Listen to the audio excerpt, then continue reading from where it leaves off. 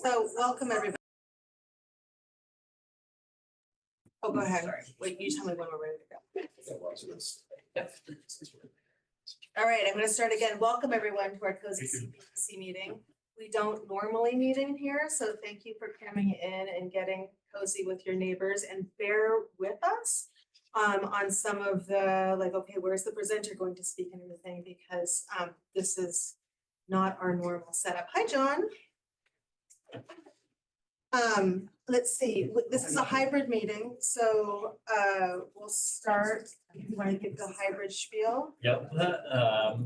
As I've mentioned, thank you all for coming tonight for the CPDC meeting of Monday, April 14th, 2025. I am Community Development Director Andrew McNichol. From staff to me, to my left is Senior Planner Olivia Knightley. We are running a hybrid meeting tonight, so we have board members in person and over the Zoom, and the same goes for public attendees. From the board tonight in person, I'll just go from my left to right. John Weston, Chair Heather Klisch, Hillary Mative, John Arena. Over the Zoom is Guy Mangianello. This meeting will likely run in a standard meeting fashion in that the applicant will present their application to the CPDC.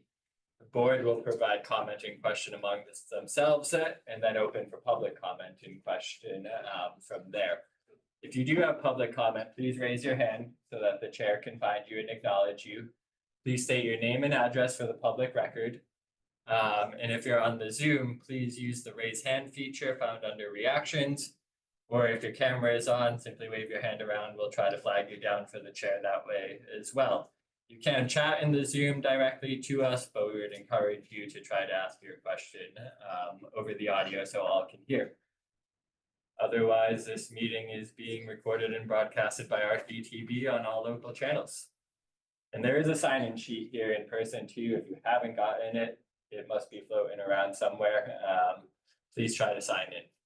Thank you. Where is the sign-in sheet? Does anybody have it? Right here. Okay, great, thank you. So the first item on the agenda is a continued public hearing for definitive subdivision application at 0 Herald Avenue, where it looks like the request is to continue that until May 12th. Right? Correct. Okay. So do we need to make a motion to do it?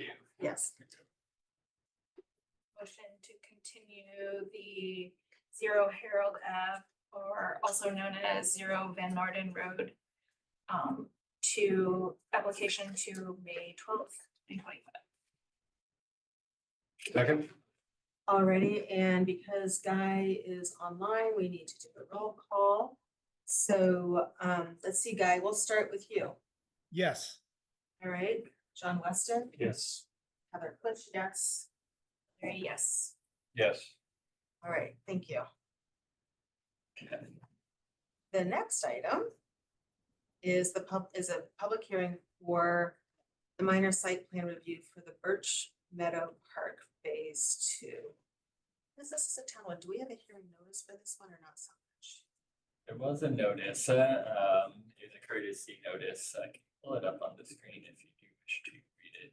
Do we need to go? I would just. Okay.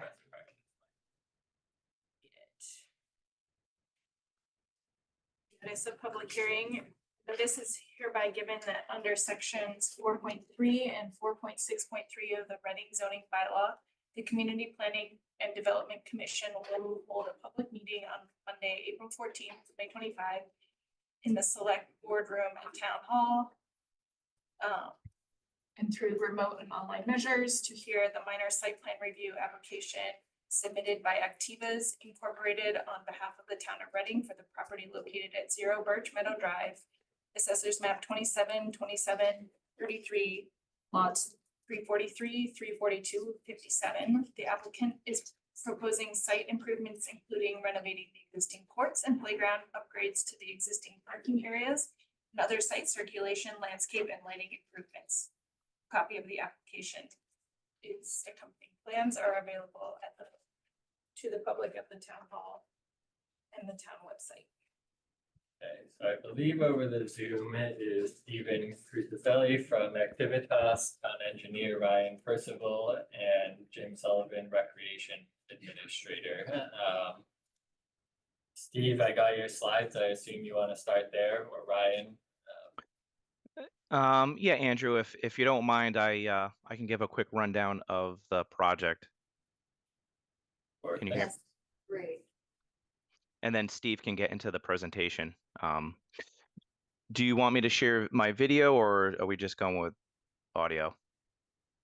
Do we have slides or anything like that?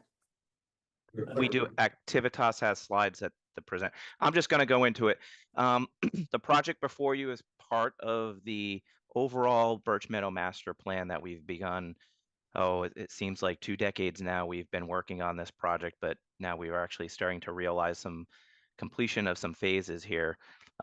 We reinvigorated the process back just around COVID, and that propelled us into phase 1, which everyone can see. Phase 1 was pretty successful with the addition of some bathrooms and a central spine walkway and some lighting. Phase 2 will consist of renovating two courts that we have existing there, basketball and pickleball courts. Those will be renovated from asphalt to post-tension concrete, which lasts longer. We have a 20-year warranty on those, and they also expect to last a lot longer than that. Additionally, we are renovating the old tot lot, which has just regular crumb rubber and some playground equipment that is going to be upgraded to a poured-in-place rubber surface, which is accessible. Additionally, we'll also be adding some playground equipment that is also ADA accessible. Currently, right now in our plans, we have additional ADA parking just nearby to the tot lot area that will help to gain access to both the basketball courts and the parking lot. This is an overall disturbance of somewhere around 62,000 square feet, of which there was an increase, I think, of like 4,500 square feet of impervious area. Due to that increase, we also installed drainage. That drainage was able to meet both the 2, 10, and 100-year storm, and not to exceed any of the pre-runoff. I think we also added in some accessible walkways as well. Everything is accessible. And we have some lighting, some low-level lighting, which is the same as the approved lighting that we had on phase 1. And we have some sports lighting that will be lighting up the basketball courts. I can kick it over to Steve, and he can get into the nitty-gritty with the plans here. Thanks, Ryan. Yeah, so just to give a quick overview from where we started with this design, also kind of backing up to what he said with the master plan, where we originally were looking at expanding the parking lot across from the Rise Daycare Center. This is just going to show some iterations where we've scaled back and reduced some of that parking expansion and impervious improvements. So this was back in September, expansion of that lot and parking expansion on Bancroft. The next iteration eliminated the parking lot improvements and focused on the Bancroft.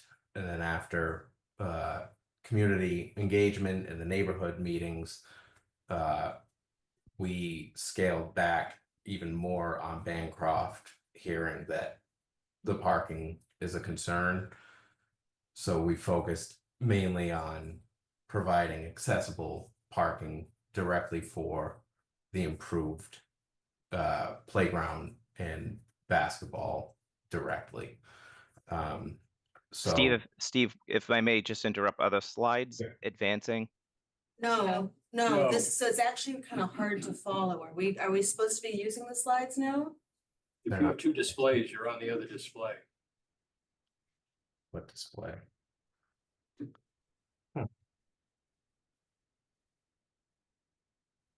Andrew, do we have control of the slideshow? Steve does, yeah. There you go, Sure. Steve. Steve, you may want to go back, please, just on a couple slides, just to go over those iterations really quick because they didn't pop up. Thank you. Sorry, I didn't mean to interrupt. I just No, No, no, I'm glad noticed you did, because I was wondering when we were going to actually go Speaking to through the nothing. slides. And of course, I have a spinning wheel of death. What I'm gonna do is, Andrew, it might be easier if you Yeah. just advance the slides as we go through. Can you Yeah. start off from the beginning, please? pulling them up right now. Sorry. This about is just a test to make sure everyone's Yeah. awake. That's all. that. If you just fast forward to the site plan, this was just kind of running through the existing conditions, some site photos. So this was the first iteration, which I was talking about to nobody, with no plan in front of you. The full parking lot renovation in front of Rise Playground, which was an expansion, which gained about 10 spaces. And we also added about 9 on Bancroft. The next iteration eliminated the parking lot work, kept the spaces on Bancroft after the meeting with the neighborhood. We peeled that back even more, focusing on just providing accessible access.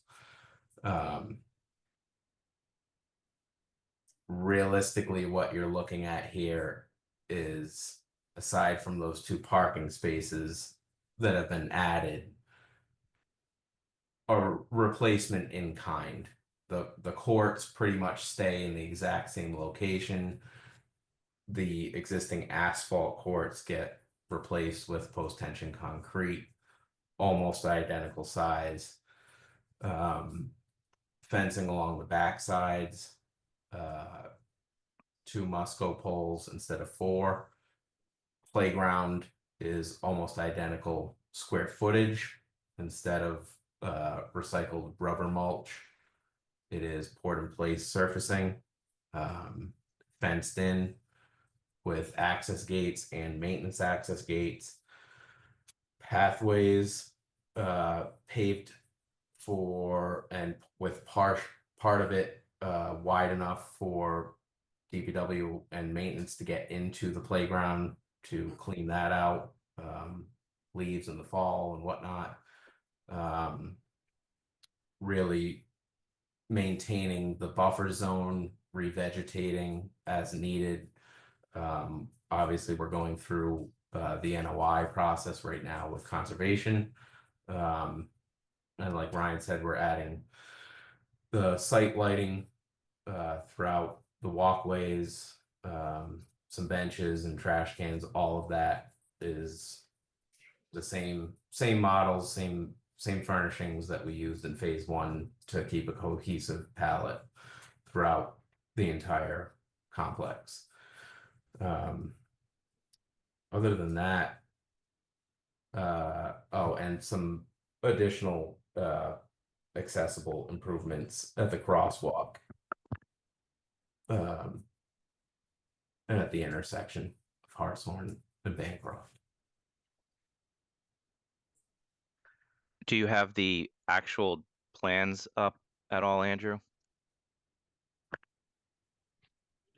They're in here if you keep going. Okay.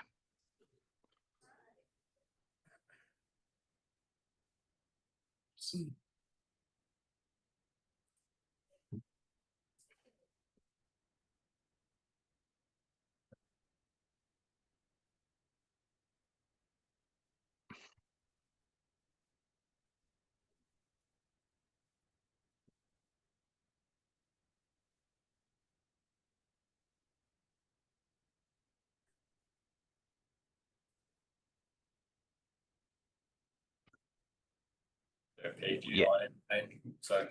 Yeah, if it that's a good one right there, Andrew, to stay on. We can transition into the drainage and sort of look at that.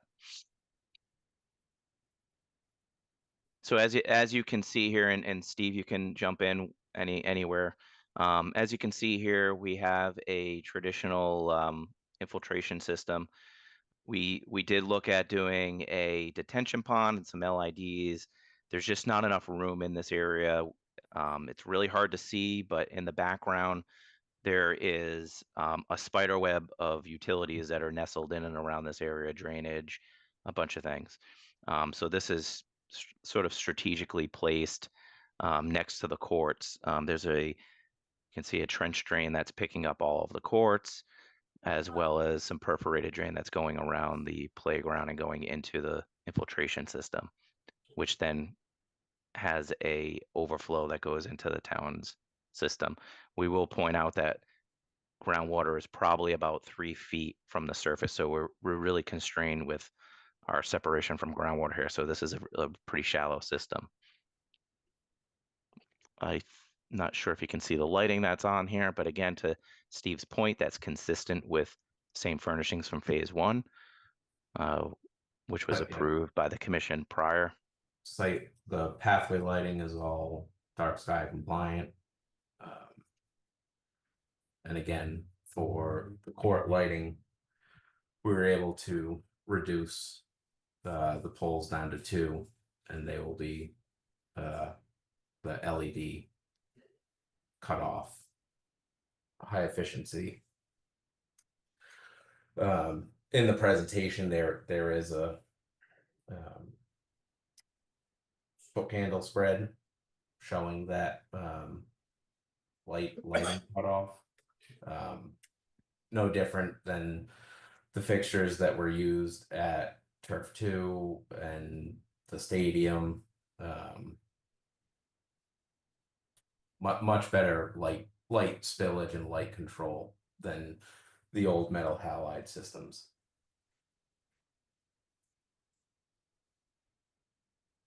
And they will be controlled on either timers or schedules that we're still working through with recreation. Is the intention to have this lit at night just for somewhat to avoid vandalism or folks hammering where they shouldn't? Yeah, so I can answer that question. The purpose will be to have the lightways lit up for, again, recreation, and the town hasn't decided how long the walkway lights will be on, but probably consistent with Birch Meadow Phase 1. The court lighting itself, we do realize that basketball is a little bit louder than maybe tennis is. And so we'll be looking into potentially a timer system where that can kind of come on and come off. And then recreational bring it to their committee to discuss the cutoff time of that facility. They might make it an hour earlier because of the noise. But we are also looking at maybe a timer control on that system if possible. Those courts be used for pickleball as well, or they're available for pickleball? No, they will not be available for pickleball at all. It's strictly for basketball. Pickleball has been moved to a separate location on Simon's Way and is currently a town meeting article for funding. Are you guys done with your presentation? Yeah, I think we can end there. Anything can be answered through question and answer now. I have Okay, one more question. continue, John, please. On page 12 of what was submitted earlier, there's reference to, on the drawing to DMH unable to open. What does that refer to? The term DMH would be a drainage manhole. It may have just been inaccessible at the time, whether it would be covered over with soil or just, frozen on there from rust. All right, thank you. You're welcome. Other questions from the commission?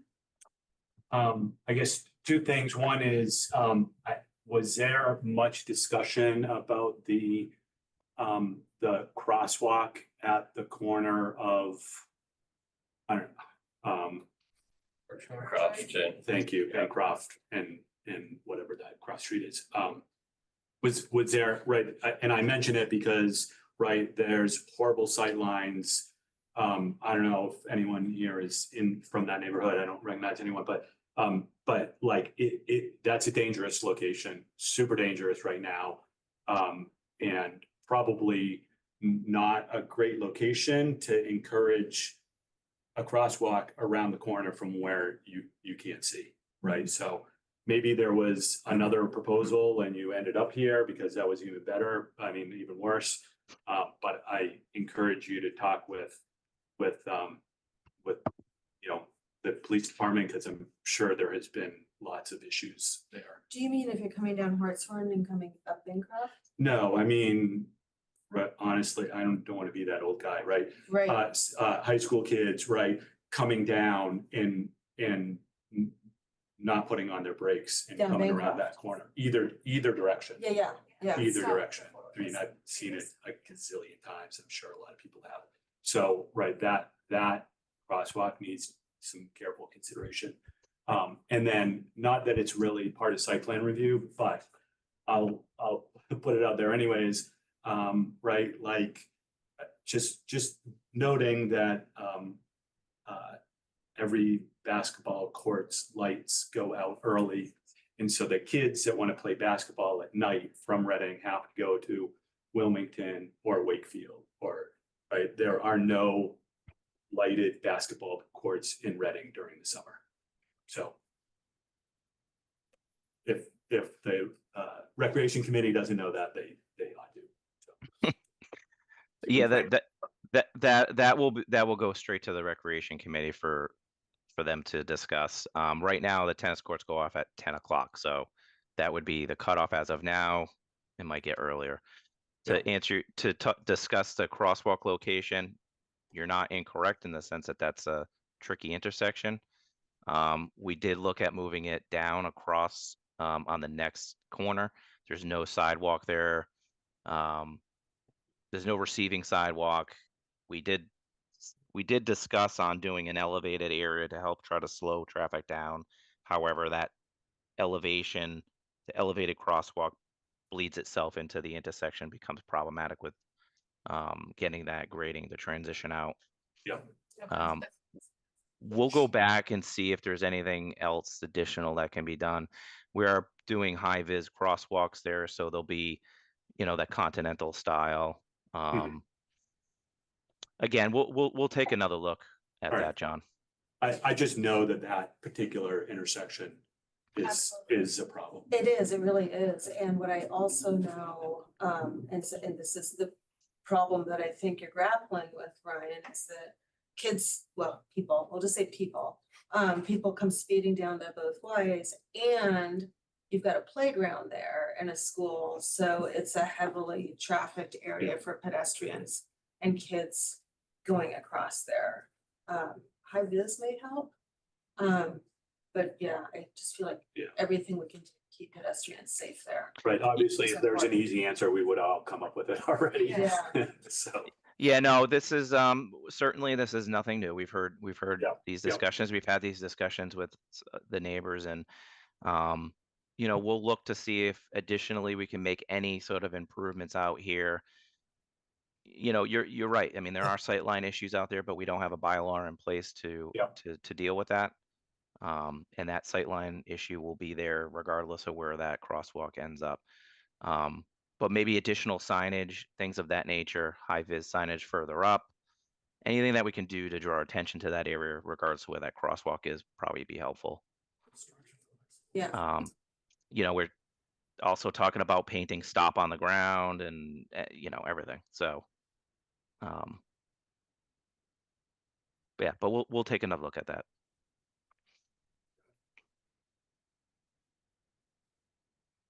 Ryan, one of the things I've seen in other towns is the use of the speed depressions in the road as an audible cue. That doesn't interfere with plowing. It doesn't. Yeah, so those are reverse speed humps, right? I mean, we all hear about speed bumps. Those are the ones that really are very problematic. The speed humps are a little bit wider. They probably transition over like more than a 10-foot area. So they're they're enough to slow you down, but not enough to cause problems with plowing. The problem is the location of which these are placed relative to the intersection. That's why ideally we were looking at on the other side of the intersection to incorporate that with the crosswalk and make that sort of a speed hump.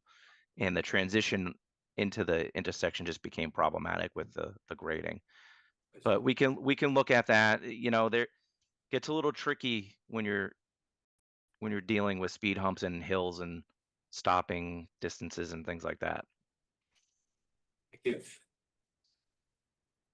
The primary questions that I have been asked and answered right now. Any other questions from CPDC?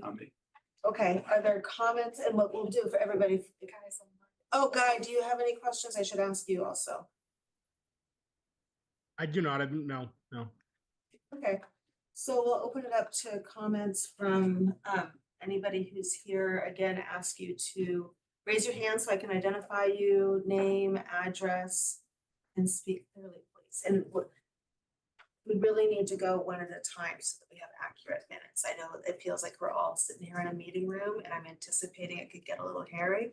I am really going to ask everybody to speak one at a time, please. Okay, go ahead. Thank you. So my name is David Sweeter. I live in precinct 7. I'm a neighbor of Playground in Birch Meadow Park. I've been there for 38 years. I've watched the kids come down that street, watched them have accidents. And you're right, it's a safety concern. The town was good enough to work with us to get a stop sign put on Bancroft Ave.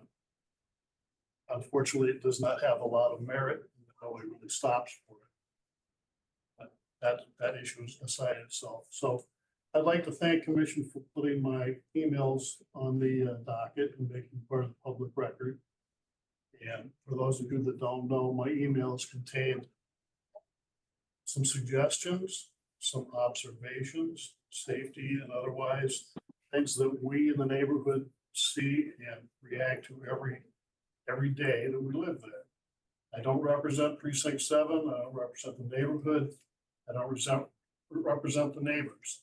But I'm hearing the voices of all those folks, and that's what is in my emails to you.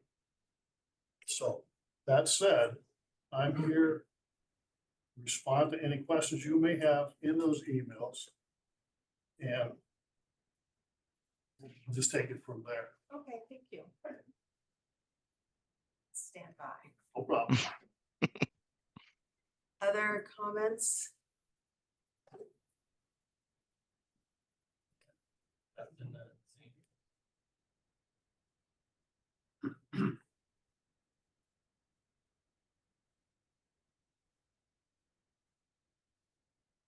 I have a question, and I realize that I may be straying a little bit, but I feel like I need to ask. Is that it's not part of the site plan, but I understand there might be some modular portable classrooms going in this vicinity. And I'm wondering if there's anybody who's presenting who knows about that and how that might impact the overall flow and parking. Again, I don't want to do the thing that I ask people to not do and go off topic, but I'm hearing about this and I'm wondering if anybody feels, Ryan or you or activists feel this is relevant. Yeah, I can certainly speak to that, and I can make it pretty brief. Andrew, there's in the plan set, if you want to go to the C0 plan. So to make things a little bit more complicated here, we did file jointly for conservation because we both sat in there for efficiency purposes. So if you want, we can just bring that plan up and I can just show you briefly, but the 2 modular units are coming from the Killam School area and they're being placed on the south side of the Rise Playground area. So it's not impacting parking in any manner. It's going outside the parking area and that parking flow will remain the same as it is. It does impact in the conservation jurisdiction. That's why it was in there, but it is outside of the scope of the Birch Meadow site plan review. But I don't know if Andrew, you having a hard time finding it? I'm sorry, C0 you said? I Yeah, don't- He might not have that. I have it available. There's a snap in Mr. Sweeter's attachment portable classroom. I'm not sure that's what you're looking for. It's on page.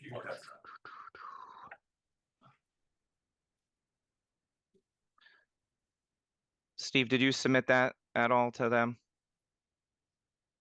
Gonna share the closest thing I got, which is. I haven't.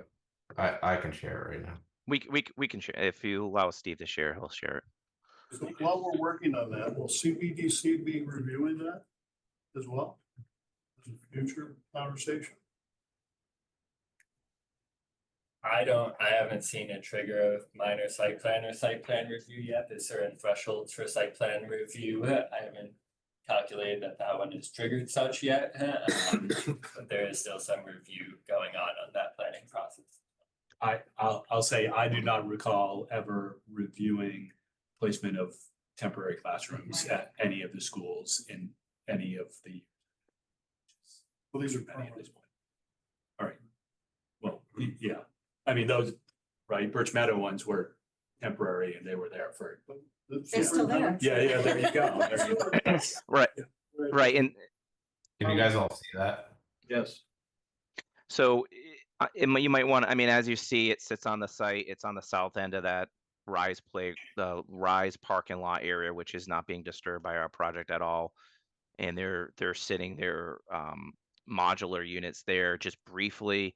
They were placed there because that is the best location in its proximity to the Rise school. And it's adjacent to utilities because these will have water and sewer in them. Does that square in the lower right represent two buildings or one? Portables or one? Whatever is at Killam School currently right now is being moved here. So I think they're two separate ones that are conjoined to be one.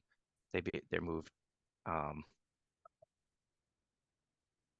And the reason being that these are being moved here is it allows, and the reason that it's happening sooner than later is that it's going to allow the Killam School to start their, if passed, to start their geothermal drilling and get that in advance, some of that done in advance before they start the project, which is pretty critical. So to stay on that timeline, we're being good neighbors and allowed them to join our NOI filing.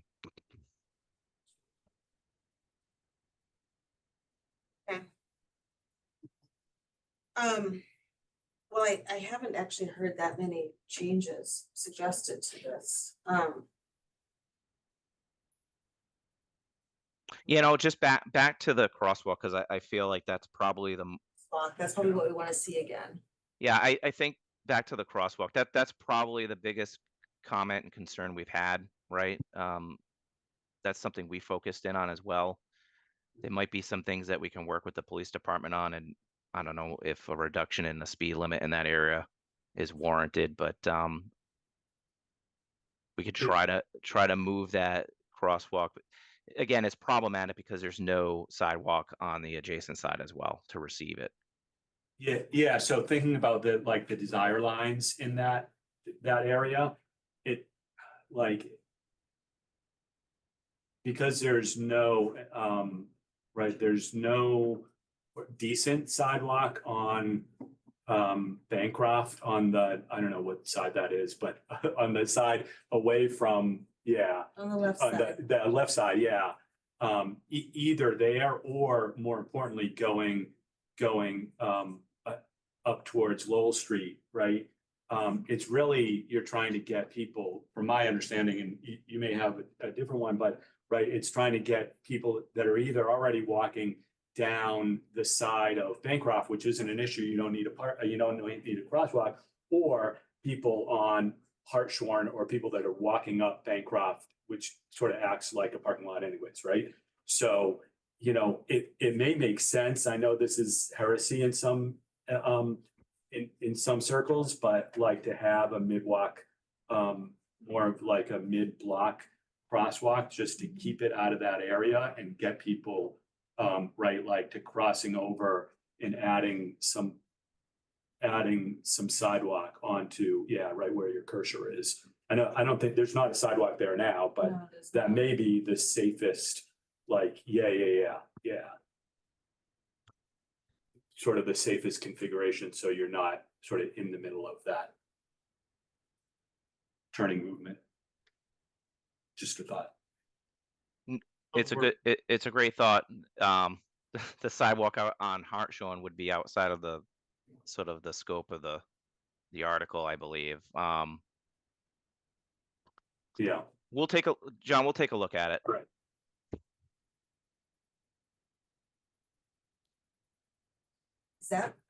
Is that the only, so that, I mean, that's a big thing. So it sounds like, Ryan, you might want to come back to us with, you know, any other improvements you can make to that sidewalk area.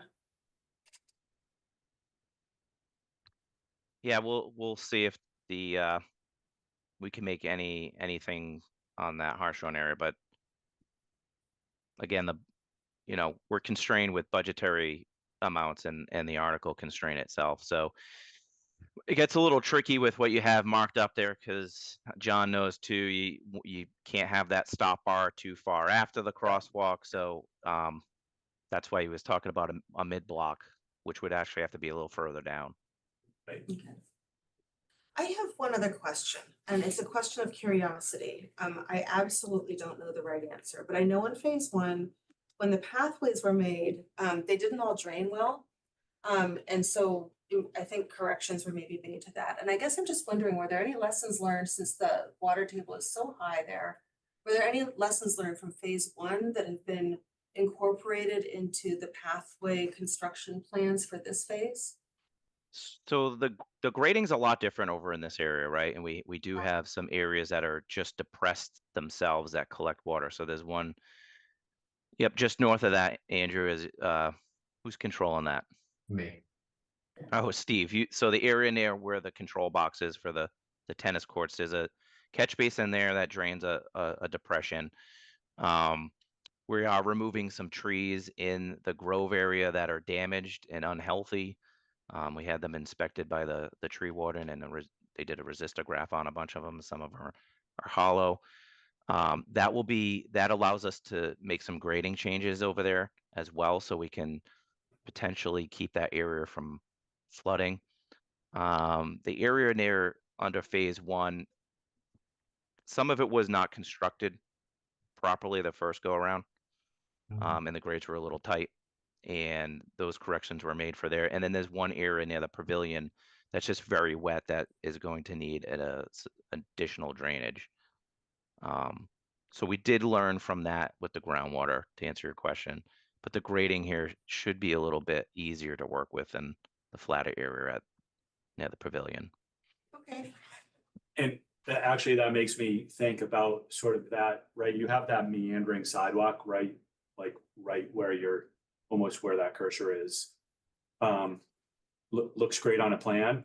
Is there a reason for it being meandering? I'm just thinking about, right, sort of walking from Bancroft or Hartshorn to the Little League field, and you're sort of wandering now all over the place. Right, we all know that people will stop using the walkway and start using, the straight line. So is there, Yeah, I mean, now, for that one particularly looks like it could be a problem, where the other ones, I sort of get like you're going around something, so. Thoughts? it's difficult to prevent the desire lines that everyone ultimately create, but this was strategic for the existing trees. Except now the The trees existing are being trees are gonna taken go down. away, right? So, Not all of them.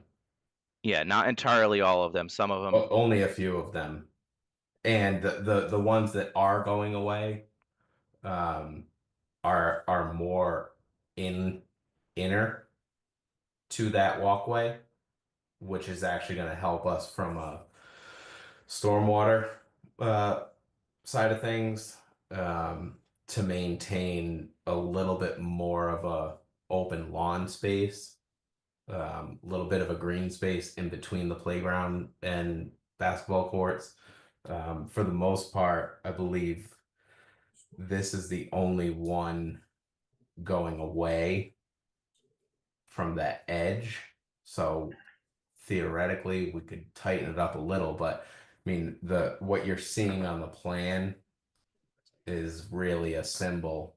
I mean, those trees could really be like that, and you're really not supposed to be working within that drip line, because then we do that work and then the tree's compromised. I get what you're saying, that on plan it looks great. People might not necessarily follow the pathway. I guess. This, uh, Which ends up just degrading my vision, right? It's sort of degrading the area because you have like dirt paths instead of, so. Yeah, additionally, we have that depressed area just to the left of that blue. Yeah, so that it goes around that, so you can't, come up straight off of that. There's a depression there, and then up on the hill near south of Majorsfield, yeah, that there's Right. a grade really change here. walk. So Yeah. the I'm hump really that thinking about that, right, from where the cursor is, right? How you Straight. get where the cursor is to that intersection of Hartshorn and Bancroft, right? Because that's where, right, a lot of kids come from. And so they're not gonna walk around that, right? Right now, they go around the court because there's a fence there, and then there's a path that's relatively straight, and now you've got this circuitous stuff, and there's just no one's gonna use that. Yeah, Yeah, I mean, we could look at Through the court. Yeah. doing. Just shoot right through the court, Yeah. so. Yeah, the problem is, do you want to direct it through the courts? Doing it around the courts seems a little redundant, but I get what you're saying. And again, you would be paving over the root of those trees. one thing we also struggle with too, which is staying outside of that 35-foot buffer. Mhm. That was a request from conservation to try to remove as much as we can out of that.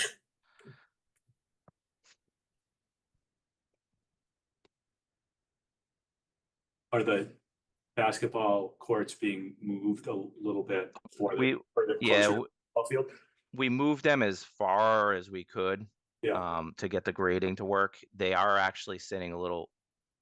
They're sitting right on the same line as where the old courts were. Mhm. There's not much more movement we can get in there. I think we moved them about 5 feet further. Yeah. I'm glad you brought this up, because now I'm looking at this pathway system and thinking about people actually using it, and I know we want to get to the other agenda item. Is the only entrance to the courts where the little path is shown? Because now I'm also thinking about people accessing the courts.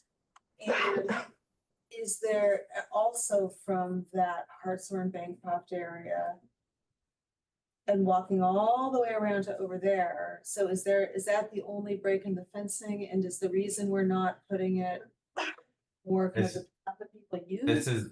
This rectangle Will all be open? is Yeah. all open. Oh, So people will go across the grass to get to it. And is the reason we're not putting the path there because that's where the stormwater system is? That's partially. I mean, we're trying, as Ryan said, keeping as much pavement out of the 35 and just keeping the pavement down in general. Yeah. In a park, you Oh, can't pave every single desire line where people are going to walk. Yeah. The reality is, yes, people are going to walk across grass in certain areas, but it is open. The only fencing is behind the hoops, so it is open. I guess I might suggest This is technically your accessible access. Yeah, I guess I'm thinking about this, and I don't know if this will be an issue with conservation, is not every path needs to be a paved path. And maybe there's, like we'll call it kind of a natural surface, but maybe there's, gravel or something else, if it's acceptable within that area, that can be put there to, because otherwise you'll end up with a muddy eroded trail. You definitely will. So something else to consider. Ryan, it's Guy. How are you? Hi, Guy. To Heather's point, I know issue with gravels over time, it washes out and gets displaced and gets picking up and thrown and stuff, right? But Mhm. what about a permeable paver or permeable pavement just for a stretch to it so that there's drainage and So, we can, yeah, great bringing that up. Problem with permeable pavement is it's permeable from when you first put it down, and then it starts to get, especially in these areas where you have loom and stuff like that, it does start to clog up, and it just doesn't. It just ends up being just like an asphalt over time. We deal with this all the time, and it's just difficult to maintain vacuuming it up and everything like that, to be honest with you. So, same, I'll go ahead, Guy. same with the pavers. Yeah, I mean, you run into the same. Well, I personally don't think the pavers look as nice, to be honest with you, but They don't. Yeah. and they shift. We see this happening all the time. If we have a freeze thaw cycle or things like that, they become. We're trying to keep this as low on the operations and maintenance side of things as that we can, Sure. right? Fair enough. To sustain this for a long period of time. So things like bricks and pavers are not ideal for that situation because they move and have to be repaired. Those do clog up as well. I'm sure we can take a look. It's just not something that we will do on our projects for permeable paving because it is a maintenance issue. We try to keep maintenance costs down for the town. What I am happy to do in follow-up is I can send you some, thoughts, photos, of stuff that's not gravel, but it's more, and it's not even stone dust, that's used oftentimes in natural surface accessible trail building that I think might be appropriate and workable here. I can send that. Yeah, well, I'd be happy to see those. We used we're very familiar with that. We used that on the Millette Soames Morgan project. In areas like that. It's an option. I could tell you the conservation wanted the administrator wanted a paved pathway from Longfellow. So. Okay.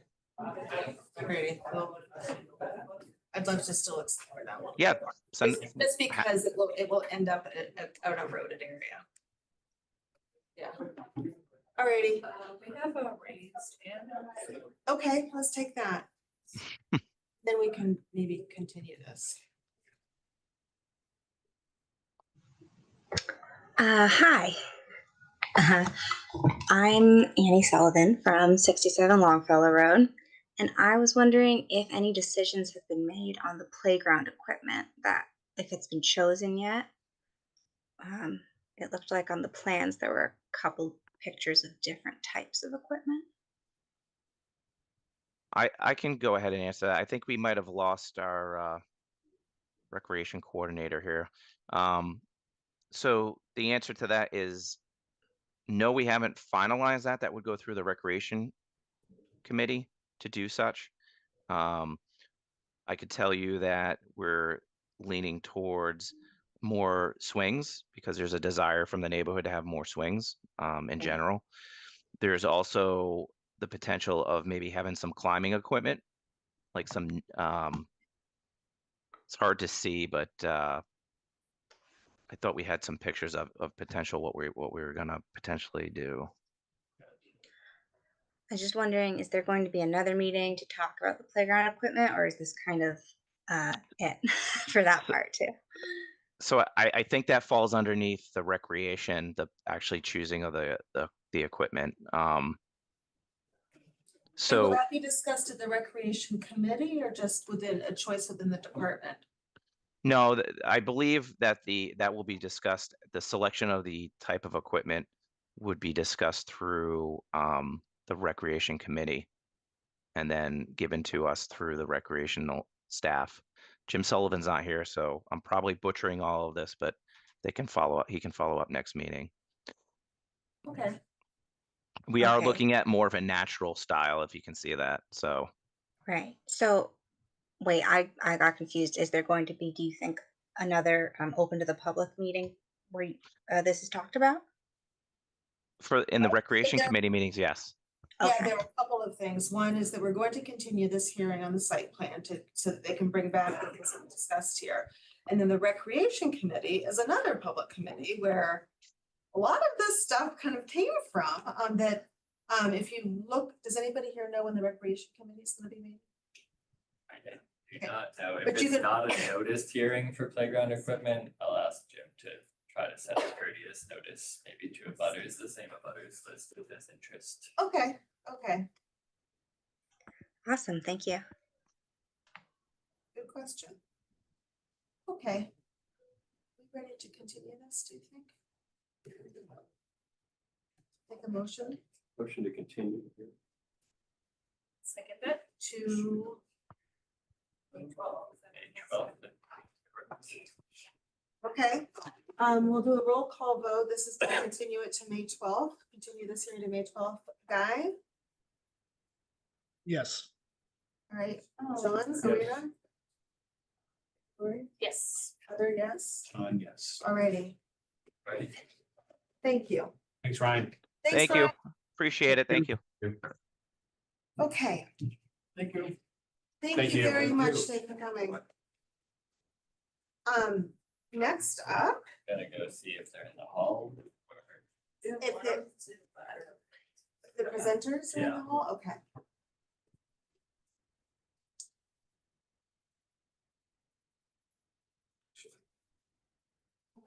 You think so?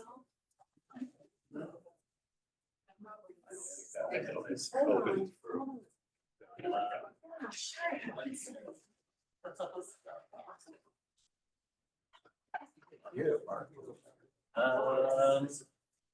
It actually works really, is that too much? That's good.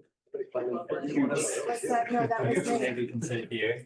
Where do you want If you're hot down there, you could probably unlock. Try that to share door. things electronically. We have a couple new items on lunch. Okay. What are we doing in that corner? You lay them out on the table, maybe? Sure, whatever you'd like to do. He said he has some slides.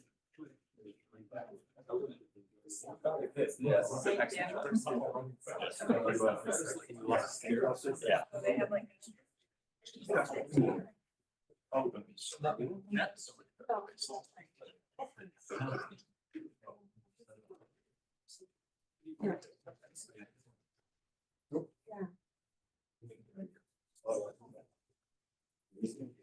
Can I have some?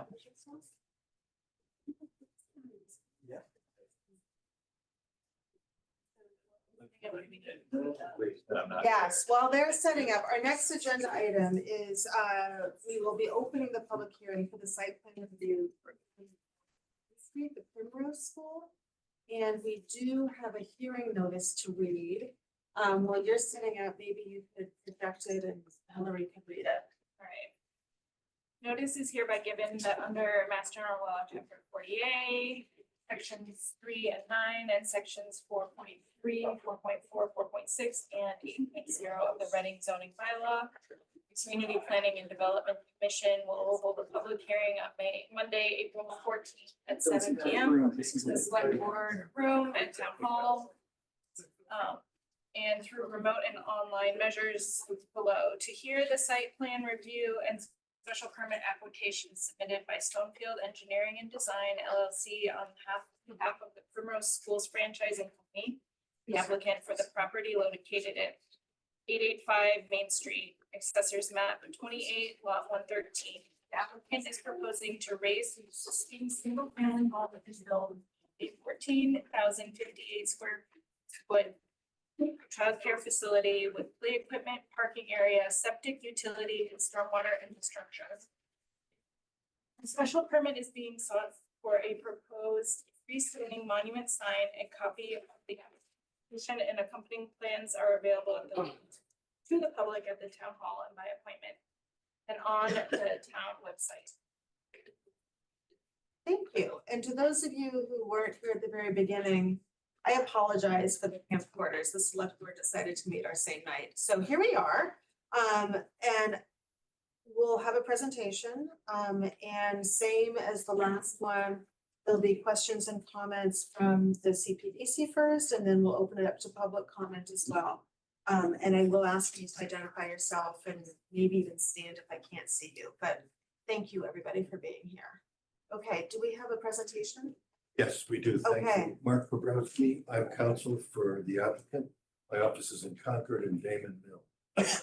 And I'm pleased to be here this evening. I thought I would begin before we go into more technical issues by giving a brief overview of the Dover Amendment and how it applies to this specific project.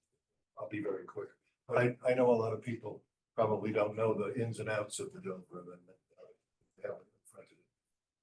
So the Dover Amendment was adopted by the legislature back in the late 1940s. It was called the Dover Amendment because Dover thought that they would ban all churches from residential districts, it being something that generates a lot of traffic on Sunday and at other times. The legislature moved to quell that notion and allowed churches as of right in any district across the common. The next amendment, important ones, took place in the mid-1950s when educational uses, that is nonprofit or governmental educational uses, were added to the Dover Amendment. A lot of it had to do with fights at Radcliffe and Harvard, but I mean, ultimately, it's something that protects your schools in town and allows them to be built anywhere that the school committee decides is a feasible location. So, but that's the second part of the Dover Amendment. And in 1979, the legislature added child care centers or school-age child care programs to the list of Dover protected uses. And it did so because I remember the enabling legislation said there's a serious shortage of child care facilities in the Commonwealth, and we don't want kids to be uninstructed and uncared for while parents have to go off to work. So for roughly, what's that? That's 45 years now, the Dover Amendment has included child care facilities. So what does it mean? The lead case on the Dover Amendment is Tufts College versus City of Bedford. It's from about 1992. It's a Supreme Judicial Court case. And the court said it's a multi-step balancing process. And essentially what you do is you look at whether the regulations that are being suggested as applicable by the municipality are legitimate. So let's just put this into motion here in town. We're asking for relief under the Dover Amendment for two things. One is parking, and the other one is the frontage that's deficient. I think we have 80 in a district that requires 100 feet. So the first question is the municipal regulation legitimate?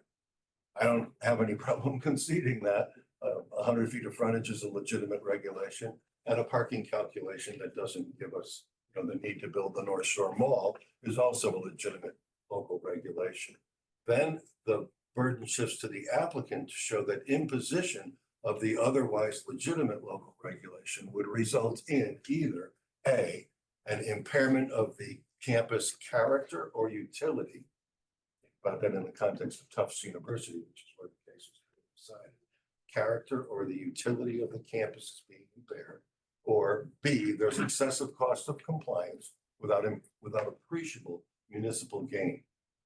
So those are the balls that are in the air on a Dover Amendment case. That's the juggling that the board has to do in order to decide whether our request for relief is within the balancing test or too extreme for the balancing test to cover it reasonably. In this instant matter, the board, I think the local requirement is 52 parking spaces. And I've provided a memo to the board that gives them an example from other communities in which Primrose has facilities. I think I gave them 8 or 9. And we're proposing 40. I'm told from our technical staff today that we've done better.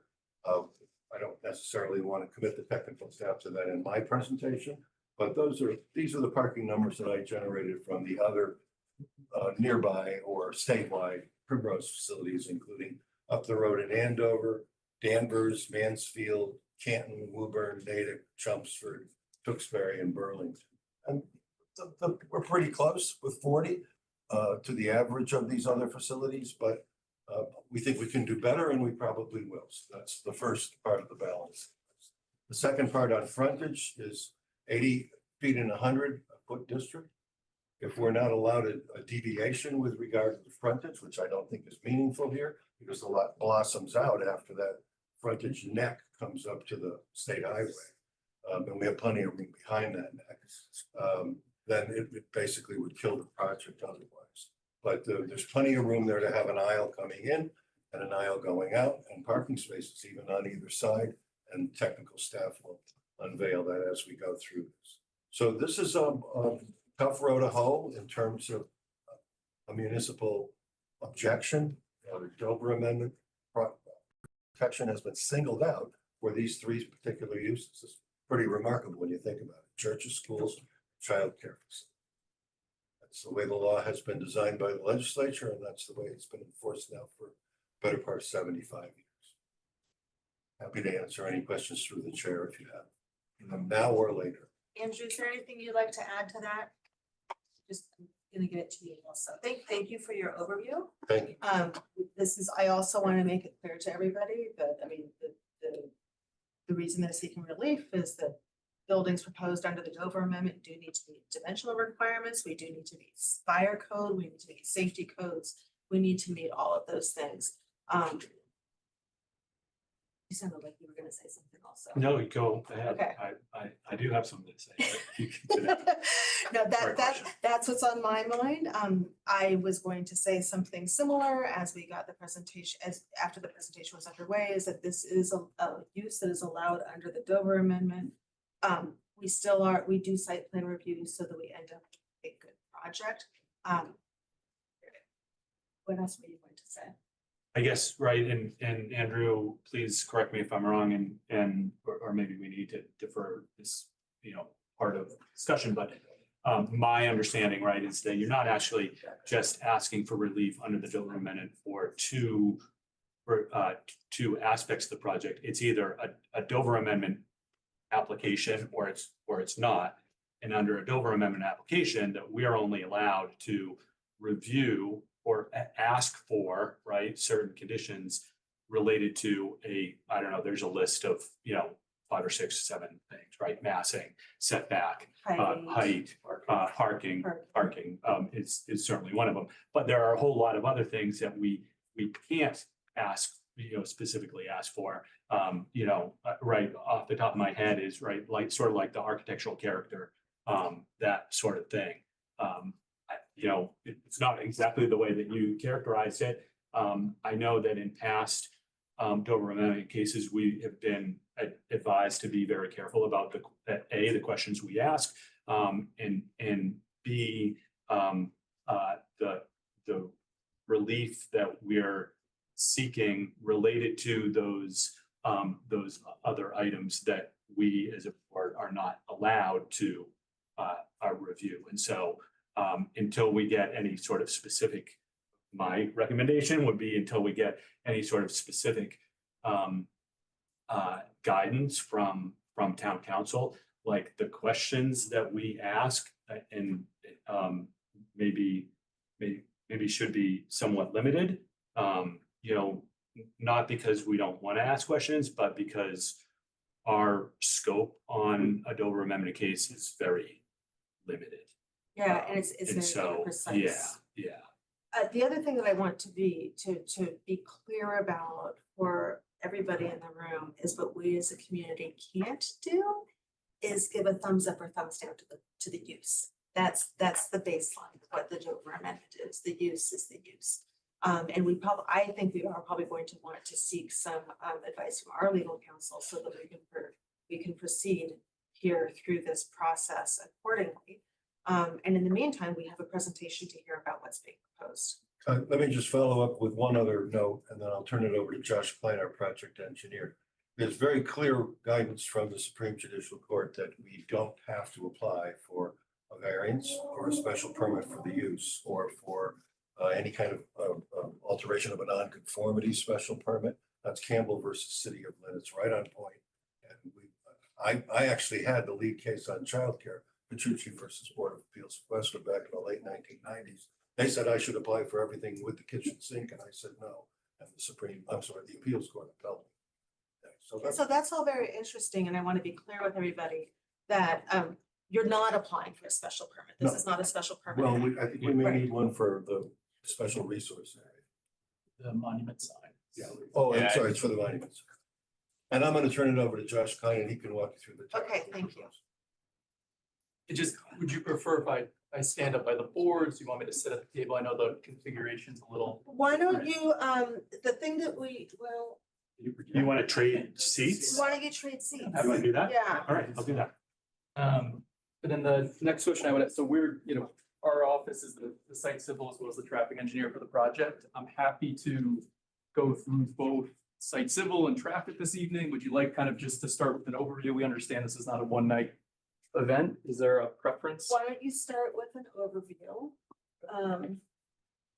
Yeah, I'm please start gonna with an pull up the overview. civil plans, follow along as best I can with Yeah, what you got there. If you want to put the cover sheet on first, that would be great. And you may, if you're trying to speak to the room, you may want to stand on the other side because I'll try to, standing right there, I know we can't see your boards. Okay, depending I'll on. try to project. Yeah, when you're using the boards, okay. Well, good evening, Josh Klein, Stonefield Engineering and Design, 120 Washington Street in Salem, Mass. I'm a licensed professional engineer, Massachusetts, as well as every state in New England.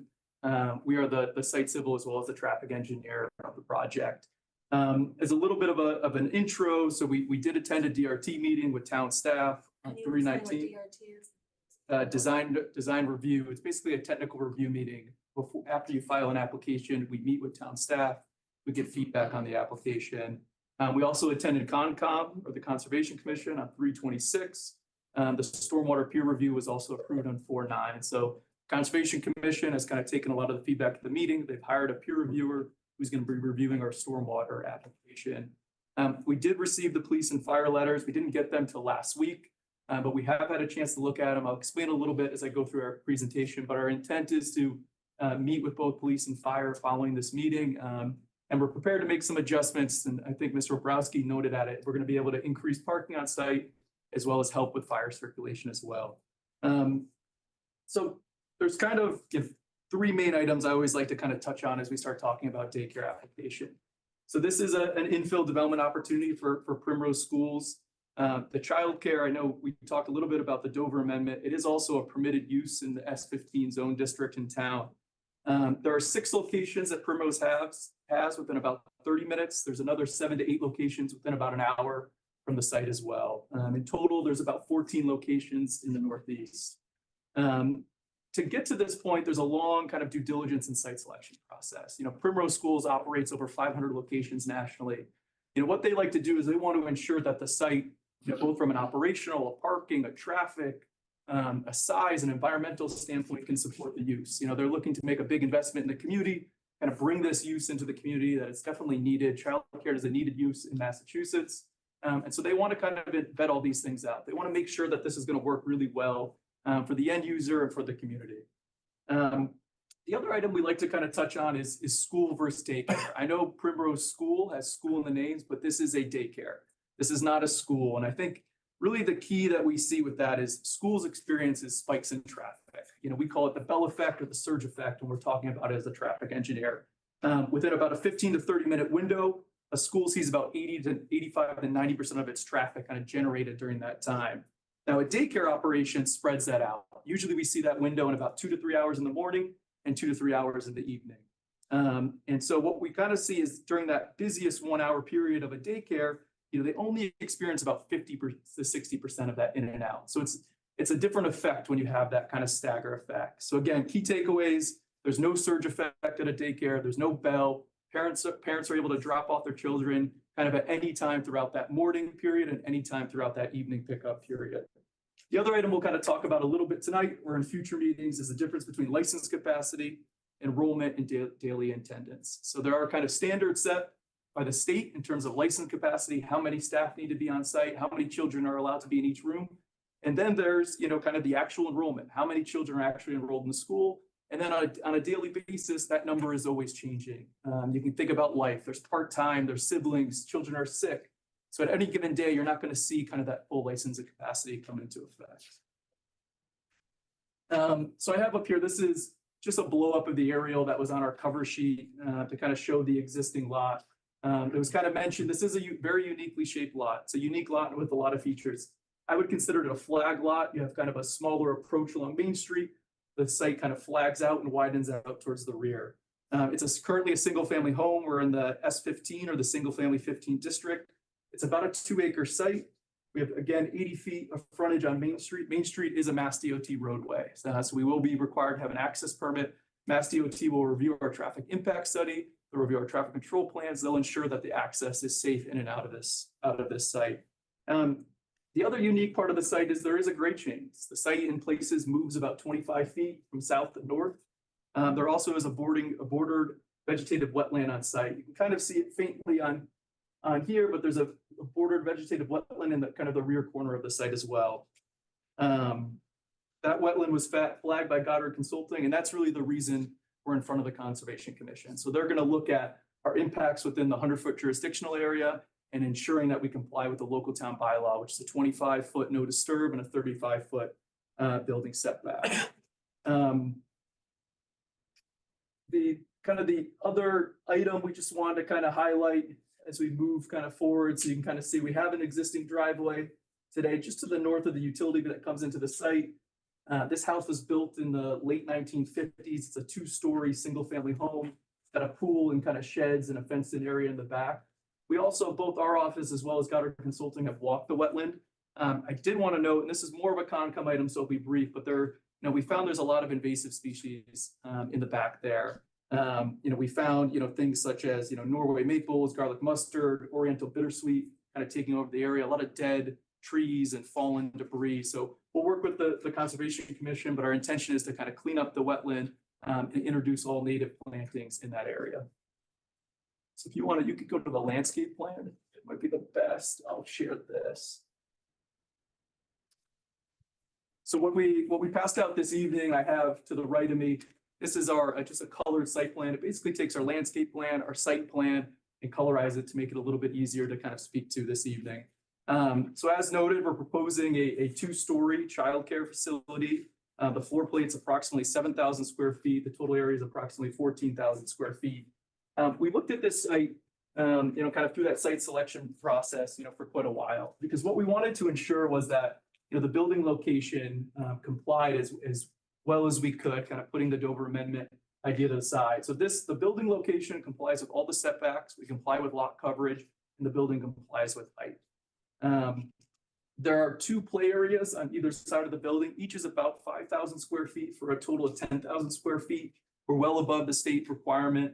That might be something, kind of in this alternate plan that we look at with the fire and police chiefs, that we make some adjustments to kind of help address their comments. But again, the intention is to have a playground kind of on each side of the child care facility. The idea being we have doors that kind of surround the outside.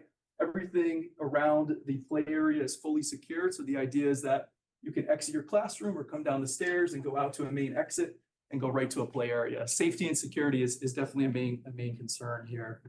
I'll touch on it briefly. There are 2 wall signs proposed on the front entry of the building, and the monument sign is located along Main Street. The monument sign will kind of use similar materials to the building to kind of look to kind of blend in to the character of the site. So kind of moving into the general layout kind of as we move away from the building. So we are proposing, again, 1 driveway along Main Street. There's 1 driveway there today. This will be an ingress egress. It's intended to be a full movement driveway. Again, we'll be working with Mass DOT on that driveway, kind of reconstructing the sidewalks along to ensure ADA compliance. Parking, as noted earlier on, so there's 40 proposed parking spaces, 25 along the front of the building, and then 8 towards the north of the site. Those 8 spaces are intended to be employed only under this current configuration. A couple kind of items as we start to look around the site.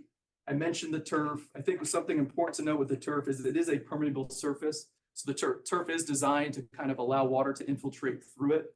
It provides kind of a filtering effect, but it allows us to kind of recharge water back into the ground. The turf material that's used has also been tested. It's been third-party tested to ensure that there are no PFAS or all EPA compounds that are recognized or not present in the turf material that's used. There also is an infill product. I know that was a question that came up with the Conservation Commission. So there is an environmental friendly EnviroFill that's used. It's antimicrobial, it's non-toxic, and it's non-flammable.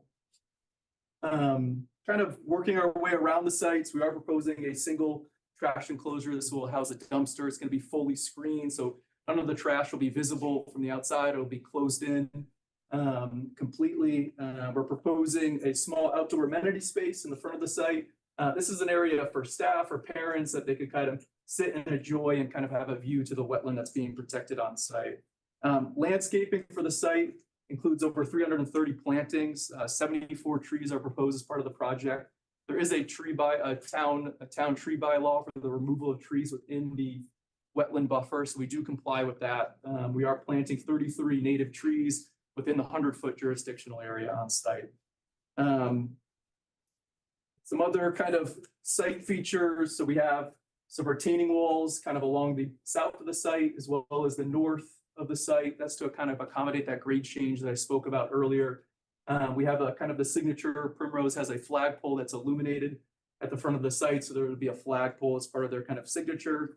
We also have bollards along kind of the front where the play area is for vehicle protection. Kind of some of the other items that are, either underground or above ground that are tough to always see on a plan. So we are meeting the stormwater bylaw and the Mass DEP stormwater requirements through the use of an underground or subsurface infiltration system. So, today, the driveway, the house, kind of the pool area, everything kind of flows uncontrolled to the wetland area in the back. So under proposed condition, what we're going to do is kind of collect all of those impervious surfaces, kind of collect the roof area. We're going to capture it. We're going to pre-treat it first, then we're going to capture it in this underground infiltration system. We're going to slowly let that water recharge and filter into the ground. And then we're going to slowly release it back into the wetland area behind. So there'll be no adverse impact from a stormwater perspective. And that's something that's reviewed again by that third-party reviewer. So they'll kind of make sure, our report or calculations kind of meet both the local and state requirements. Lighting, we are proposing all dark sky compliant, kind of full cutoff LED light fixtures. The intent here is really to provide enough lighting to ensure there's a safe parking lot. We understand that there are residents around us. Our goal is to kind of point all the fixtures kind of into the site, kind of provide that light levels that are kind of safe for parents who are accessing the site. The lighting is not on all night. It turns off typically about 1 hour after closing. The play areas are not lit up either. So there's no kind of excessive lighting of any of the play areas or play structure. It's really concentrated, in the parking area to provide enough lighting for safety. So that'll all be kind of dark sky compliant. So that lower temperature lighting, and that full cutoff downward facing. I'm happy if there's any site questions. I can go through the operations a little bit if preferred. Can keep it totally up to you. This will be everything on the site, or do you have other plans to shoot? This really shows the site plan. It kind of captures all the improvements. Let's see if there are questions from the commission first. Yes, John. Josh, when do you expect the state to review your submittal for the curb cut? Their review of 2080? So we sent the traffic impact study locally. Our intent is after we meet with fire and police and kind of work through some of their comments in terms of the layout, is that latest plan will be sent to the state. Do you expect that maybe you can't comment, but you expect that might require flashing yellow or otherwise notify traffic? No, we don't. I mean, based on our experience with the Mass DOT and given the traffic operation, we don't expect any additional items. Operations also? Yes. Okay. Yeah, it might help with understanding. Yeah, why don't we see, let's do this, everyone. Because again, we are not reviewing the operations, we're not commenting on the operations, but let's see if there are other comments on the site plan from CPDC members. We'll hear about the operations and then we'll do all of the rest of the comments. Okay, go ahead. All right, perfect.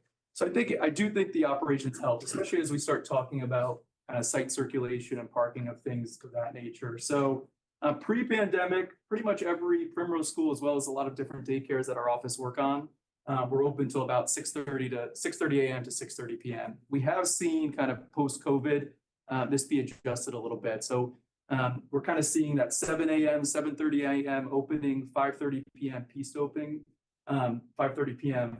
Post-pandemic opening. And that's really just comes from staffing. I mean, staffing is a challenge. I think it makes daycare one of the more challenging uses across the state. I know as a father, daycares are really hard to find, and staffing is a big factor in that. What we're also seeing is flexibility still there. So some of the reason for those hour changes is that, you know, parents tend to have more flexible schedule. There's still some work from home being there. People have kind of worked their schedules around daycare a little bit more to kind of be present in the morning and the evening. So that does play a role in this drop off and pickup. And that's really why we see this drop off and pickup become staggered. I mean, it's a convenience. People, you know, want to kind of learn how these sites operate. They learn the best times that work for them, that work for the site to kind of make those drop off and pickup adjustments. In terms of the operation, so parents will park in the morning, they'll walk their child into the classroom, and then they'll leave the school. It takes, in general, about 5 minutes on average, both on data we have from Primrose nationally, as well as sites that our office has counted, as well as other daycare operators we've worked with. In the PM, it's about 7 to 8 minutes, and it's just the reverse cycle. So parents will park, they'll go in, they'll grab their child out of the classroom, and they'll head back to their car. In the morning, we see that peak period occur, the window occur from about 7 to 9:30. So again, that's that 2.5 hour window. In the evening, we see it at about 3 to 5:30. So again, that 2.5 hour window in the evening. Deliveries are pretty brief for the Primrose. So we see about 1 food delivery a week. This is pre-planned by the operator. So it typically happens in the middle of the week when there's not children coming to and from the site. So it's once a week. It's typically around 12 or 1, which is kind of the least busy window of the day. Trash is typically picked up once a week. Typically happens off peak. So sometimes at 4, sometimes middle of the day. It's typically done by a private hauler. And then the only other delivery we see is office supplies. So that might be a small truck or even a van. Staples is a typical vendor we see. And that could be once every 2 weeks or once a week at most. So there's not a lot of there's no semis, there's no large trucks, nothing like that ever coming into a Primrose. You know, again, we're seeing very small box trucks that could safely kind of maneuver on site, or even what we see now a lot with like Amazon. We're seeing kind of those large vans be used kind of across the area. I definitely could go through maybe kind of license capacity a little bit. Okay. I think that could be a good place to kind of stop. And then if you want me to go into full traffic, I'm happy to do it tonight or another evening.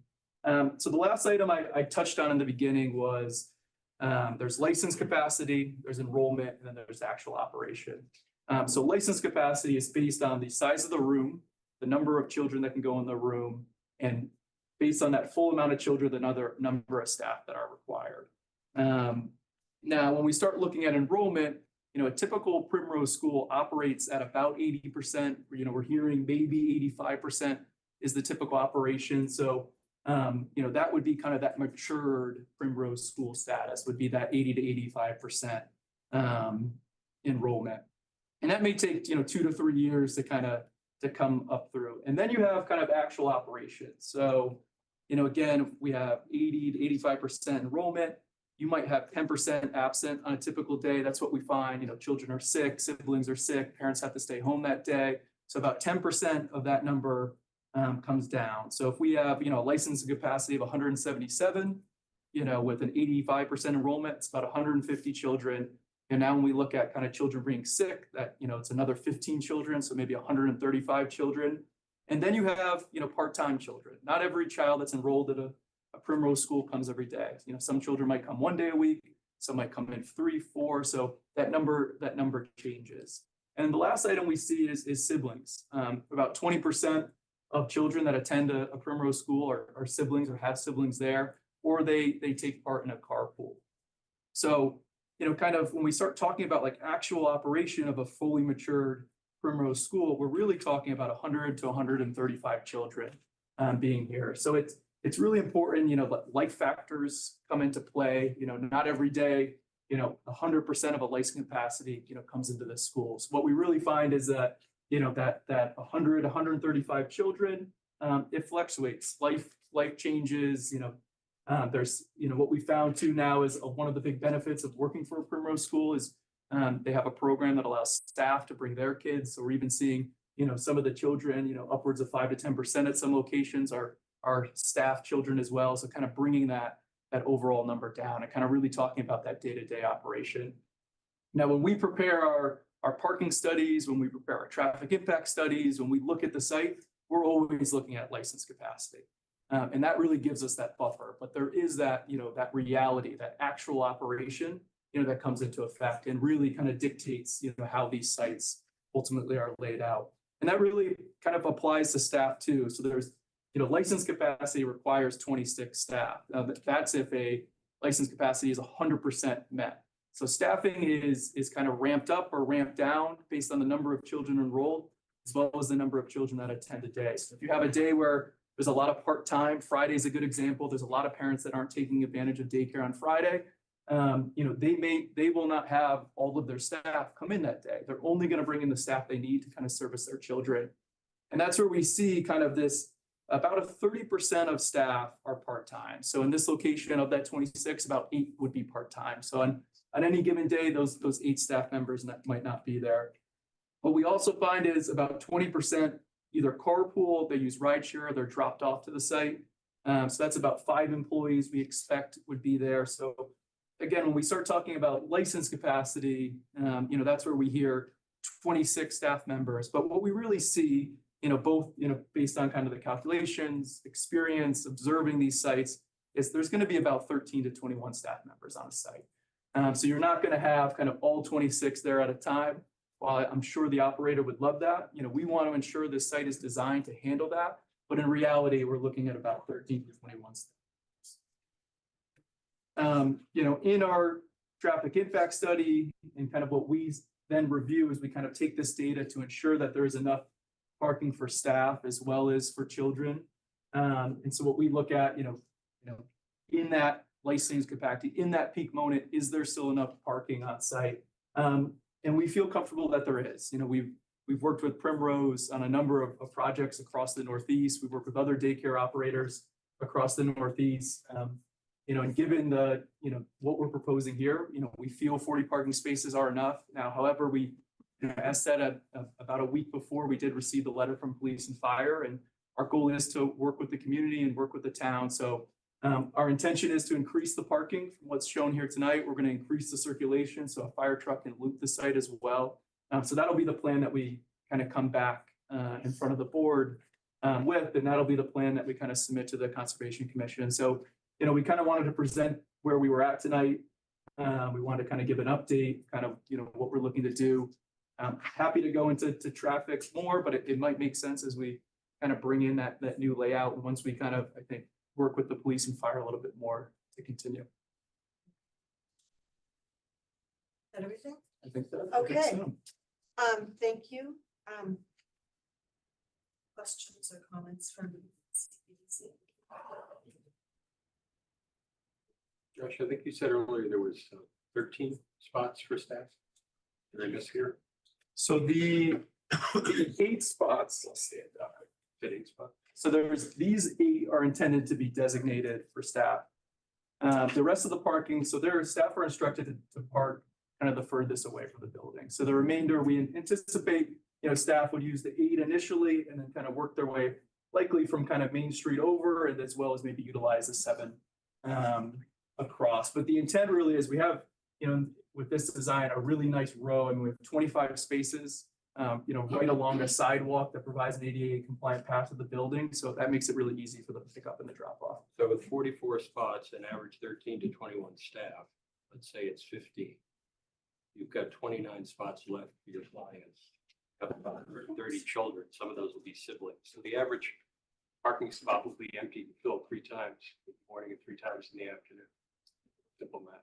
Is that about right? Well, so, kind of based on the operations, right? So if you have a 5-minute, drop off procedure, in reality, that would be 12 vehicles an hour. I think that's the kind of that peak that you would look at. Capacity, but in practice, you've got those spots in front are meant to deal with the entire clientele in the morning. Yeah, so what we've found, and we included some of the data in the TIS, is that typically 12 to 14 spaces is more than adequate to handle the pickup and drop off operation. I personally have counted other Primrose schools, and then our office has counted them across the Northeast. We may see kind of 10 to 12, but in this scenario, we're talking 21 staff members. That gives us 19 available spaces for pickup. And what happens is staff also stagger in. So not all the staff start right at 7 or 7:30 a.m. Kind of as the day progresses, staff come in and then they come out as they leave. We kind of look at it a lot like it's the bell curve or the bell effect. As the day kind of goes on, the parking increases, and as the day disperses, the parking decreases. Thank you. Other questions, comments? I guess in your parking and traffic study, right, you were using the ITE 12th edition, or I don't know, did you do it or someone else? Do you have another sub that did it? No, our office is the traffic engineer for the project. So, right, that's a new edition, right? Just a couple months old. I don't have the numbers from that, but typically, right, in all past editions, they use like a parking and trip generation per student, right? But you used it per square foot, and not knowing what's in the 12th edition, but knowing what's in the 11th edition, right? Maybe it would be great if you could also provide that information, right? Because I'm not going to go pay for the new ITE, manual. Like if you can do that in using the new per student numbers as well. I think it was in the 11th edition, it was like 0.28 per student, 0.28 parking spaces per student, right? And so you're in that realm, but not knowing how that translates, how the new numbers translates to square footage calculation, that would be really good to have. So we did look at both. So we went through an application recently in Sudbury for Primrose. We worked with MDM, and now what we do in all of our daycare applications is we analyze both per children and per the gross floor area. We actually found that if you were to do it based on the license capacity, the trip generations would be much less, so that you would see the trips drop by about 25 to 30 trips. So in our study, we utilized the gross floor area so that it would be the most conservative study being reviewed both locally and. But if you could provide those numbers, because all I saw was the square footage. Yep. No, we're happy to kind of include that. I also thought I saw in the traffic impact analysis, there were numbers for the morning, there were numbers for the afternoon, and then there was a noon time. Based on what you just said for the operations, and actually based on my own experience, but it's older experience, is that the noon time, there really isn't as much. And so I was just kind of curious about where where the assumptions of the noon time pickups came from. So we look at kind of 4 different periods, and that's really driven by the state. So the state wants us to look at both the AM and PM peaks, which is obviously morning and evening. And then they do like us to provide the midday as well as the weekday daily. But I agree, it's really the AM and the PM is what we're looking at and what the state reviews. Okay. Because I do think, right, and John was getting at this, right? There's some ground truthing, right, that we all sort of have to make too, right? You threw out a lot of numbers there about, and right, it's only 85% at capacity. I find that hard to believe, right? Like that's not your business model, right? So that should be your parking model. But right, 10% of kids are sick. Yeah, that's legitimate, right? But you get down to what's the number of parking spaces that need to flip over in that period, right? I mean, you just said that, an average drop off is 5 minutes. I would challenge, I think every parent there say you're lucky if you can get in and out in 5 minutes. And so, right, it's probably more 10, maybe 15, I don't know, right? You're hoping it's not that, but right, the average is 10, right, there's some ground truthing that we can make to the numbers to see whether they sort of feel right from sort of what we all experience, and having sort of like enough detail in your numbers, right, will help us do that. And that's what I was kind of looking at when I saw that noontime thing and your Yeah, yeah, information about how you how to count the trips, how to look at the number of trips help. But I was like, wait, good chunk is coming at noontime. That really is not. So it's gonna come in the morning or the evening time. And even if the state's making you do it that way, that's what my mind was thinking, yeah. Yeah. The other thing is it's different if it's April 14th, a nice night out versus January 7th and 6 inches of snow on the ground. Oh, yeah, then your Yeah, calling is yeah. gonna be there a half hour late. Well, the traffic pattern changing. Yeah, Yeah, yeah, yeah. yeah. And we could definitely, so we have real life data. Our intention was kind of to follow up with a parking study. So Okay. we've done some counts at some of the local other Primrose schools. So it is surprising. I mean, the pickup and drop off, it moves quickly. You know, again, there's always outliers. You know, sometimes it takes a little bit longer, but we're happy to share. I mean, we've worked with Primrose for a long time, as well as a few other daycare operators, and kind of across the industry that those numbers really stick, you know, pre-pandemic and post-pandemic. That's what we're seeing. Other questions from the commission? And Guy, do you have any questions online there? Not so much for, I mean, I do have, you know, just general concern, I guess more, do you have a traffic management plan that is being put together? I know you're giving us the data on how the trip generations are going to occur and what your expected inflow outflow is, but you know, there are going to be times where the parking isn't sufficient if you're kind of above that peak. And how do those instances, how are they handled? What's the plan there? So the site is not designed to go kind of above what can be handled. Now, I would say in a scenario, right, you know, one of the advantages to this site is, you know, we have kind of a long distance kind of leading up to the building.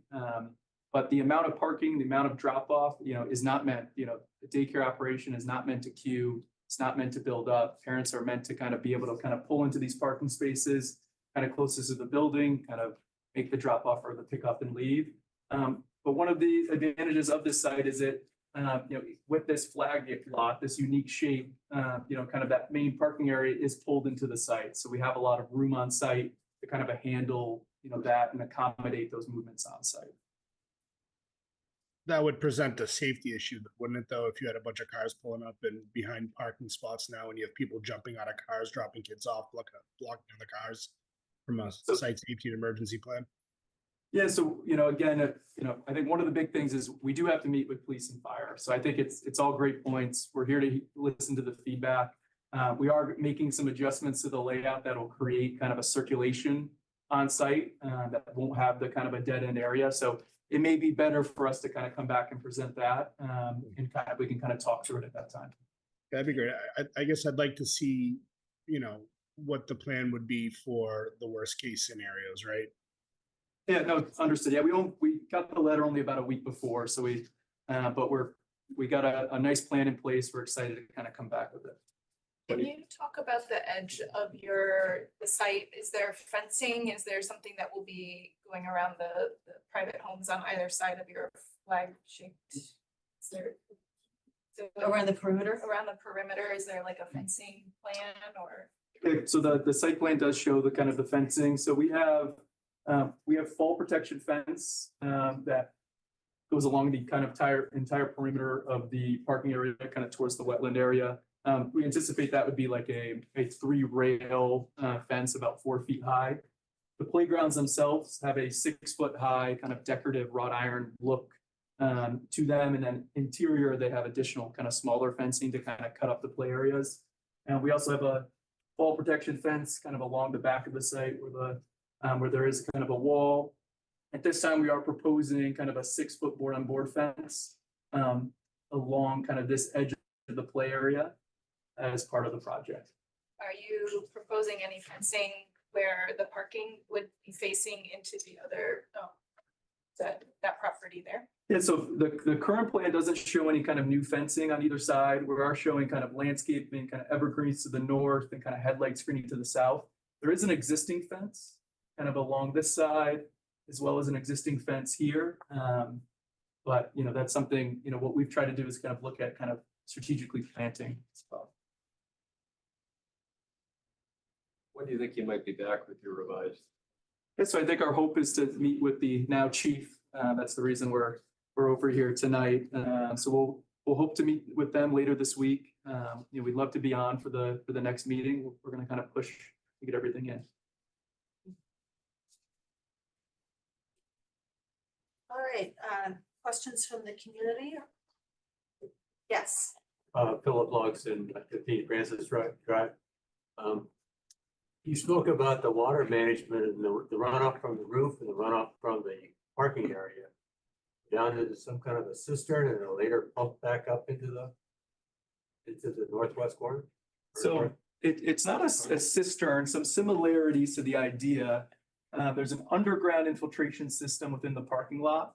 So the water will be kind of directed to that, and then that holds the water and it infiltrates it into the ground. And then in the current plan, it shows it outfalls here directly to the wetland area.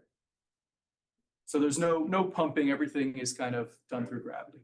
You can kind of see there's kind of the grading and drainage plan up there now. I actually have a question. Sorry. No, I'll ask later. It's not urgent. Let's get the questions. Well, just to elaborate on it, I was thinking that given the way gravity works, that might be, and in your comment at the beginning, that what is trying to be preserved in the wetlands are actually flora that we probably want to get out of there. That you might want to reverse this whole plan and put that's what replace the wetlands at the bottom of it.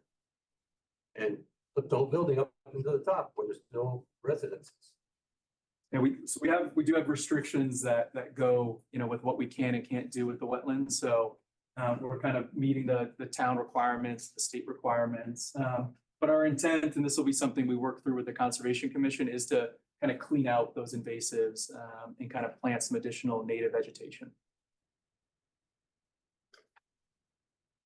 Okay, yes. My name is Matt Krakowski. I live at 911 Main Street. So I was at the conservation meeting as well, and a lot of discussion has been had about the groundwater, and it seems to terminate at, we'll get the groundwater into the wetlands, but those wetlands come up towards my area, and I end up with an enormous amount of water in my yard. And there's what I understand is a poorly documented culvert that runs through my yard that I've been working with the town for about 2 years to get rectified. But the problem is where it empties is into the wetlands on the other side of Route 28 that they can't touch because they're wetlands. So there's this culvert in place that basically isn't working because where it empties to needs to be dredged, and apparently only mosquito control or somebody else can do that. So my question is, is that being studied in terms of the drainage plan to understand what happens to the water after it's in the wetlands? And further to that point, if this goes in and the water that I've spent 10 grand to rectify already in my yard gets worse, what's my recourse to make sure that I still have a house in the yard? So I might not be able to answer the last part. It's probably illegal. But what we look at is, you know, what are the impacts of this development? We submitted a stormwater management report that's reviewed both by the town engineer. It will also be reviewed by a peer reviewer. So what this plan does is it reduces not only kind of the flow, so the amount of water that runs off the site, but it also reduces the total runoff. So the intent would be that, you know, by doing this development, not only are we kind of treating the water, we're reducing it and recharging it. So, you know, this project would not have any adverse impact to the wetland or any of these culverts. But, you know, again, that the culvert itself, that would be something that would really be with the town, not as part of this project. And you're reducing the stormwater because it's infiltrating into the ground beneath the parking lot? This is, I mean, Yeah, so, are you actually reducing the amount of stormwater, or are you just changing the flow a little bit? well, that's you know, it's an interesting question, right? Water has to go somewhere. But in this case, you know, what we do in these infiltration systems is it is filtered and kind of infiltrated into the groundwater. So the amount of flow that's coming off this site compared, you know, when you look at existing to propose, is being reduced. You know, the water is not in theory disappearing, or kind of the word we use and what the state and both locally is we have to recharge. They want us to bring water into the ground, because at some point, this water eventually, the site's not in a zone 2, but eventually, you know, this water feeds kind of the aquifers and different features like that throughout the state that we use for drinking. Did that kind of answer your question? Keep talking to conservation. That's, they sent me here. So Oh, I guess my okay. question is, who in the city would I get answer? Because obviously it's been 2 years, but effectively we're held up by the state because of the lack of ability to clean out the culvert on the other end. So who do I talk to in the city to be sure that? Is there, what's a town? Sorry. Is there a way we can follow some? Yeah, I mean, starting at the town engineer's office is probably the best bet. Ryan Percival, who was talking earlier, yeah. Is that something you could help with, get hold of Ryan, and see Yeah. if we can document what's been said? That's right. Yeah, That's right. It's exactly. touched the highway Follow department. going on. probably. Yeah, so that's DPW and engineering, and culverts are always tricky, especially on state layouts. But we'll do our best to document it and see what we can find. It'd be nice to give the citizen one-stop shopping. Exactly, Exactly. Okay. Remind me your address. I want to be 911. mindful of looking around. We're gonna say 1, 2, 3, and then I got you guys next, okay? But I can only count 3. Well, so 1, 2, and then the third one there again. Hi, Christine Curtin, 55 Francis Drive. A couple of questions is, you mentioned that there are 7 locations within about a half hour. So there are 6 locations with, I mean, again, you know, no traffic, it can always fluctuate. There's about 6 locations within 30 minutes. There's about 7 to 8 within an hour to an hour and a half. Are they all in similar size? You know, Primrose has definitely changed over time, but you know, this size is, you know, I would say somewhat in line with what we're seeing. This is a two-story facility, some are 1-story. When you go to 2-story, sometimes you see that area, the gross floor area get a little bit bigger just to account for stairwells and safety features. Also, I was wondering, if looking at the plans, it shows about 14 classrooms. Does that sound right? I have to pull up the architectural plan, but you can continue. Okay. The whole traffic discussion is predicated on the fact that this is a daycare and that it's going to be used much more casually than an organized school. And what I'm seeing on the plans is that you've got transitional kindergarten rooms as well as preschool rooms. And I would have to assume that those rooms are operating on a school schedule. So the, it is a daycare operation. It's not a school. They're So, labeled as such in the plans. sorry, one more time. I can tell you, my child went to preschool and transitional kindergarten at a full day daycare. It was called that in the classroom, even though it was still a full day daycare. Well, my question is that what we're saying is that it's full day daycare, but now we've got, what are the hours that we're really looking at for kids? I can speak to this. My daughter's actually in pre-K now in Andover. And it's drop off anytime after 8, pick up anytime before 5. That actually came just, this is my daughter's last year there, so I have no stakes in this. I'm a resident of Reading on Charles Street, and it is, I'm sure, you know, a design firm will say whatever they need to, but it is true that the turnover is fast and it is spread out. I'm usually able to always find a parking. Well, I'm always able to find a parking. And I think once in 3 years, I couldn't find the parking on the school side of the parking lot. This is in Andover? Yeah. in I Andover. drive past it on my way to work and it's about 100 or so foot open roadway that's leading in there. So it's a little bit different than what we're looking at with this site. That's a student. In 4 and 5, you can say. Okay, wait, I'm gonna do timeout. Remember the one person at a time? There's gonna be lots of time to talk outside this week about this. Mr. Chairman, so I apologize for the interruption. As a point of information, we have turned the meeting on in the next room. People want to listen in, they can listen to the next room. There's plenty of seating. Okay, Can they thank you, ask Jane. questions next door also or no? The meeting, they've joined the meeting, so, but that you might be beyond my capability. But if people are feeling like uncomfortable, and you can always come back here to ask. Thank you, Jane. Absolutely, but there's Thank you, Jane. plenty of There's overflow space there. Geez, we should have had the room the whole time since our meeting is We longer, should have but anyhow.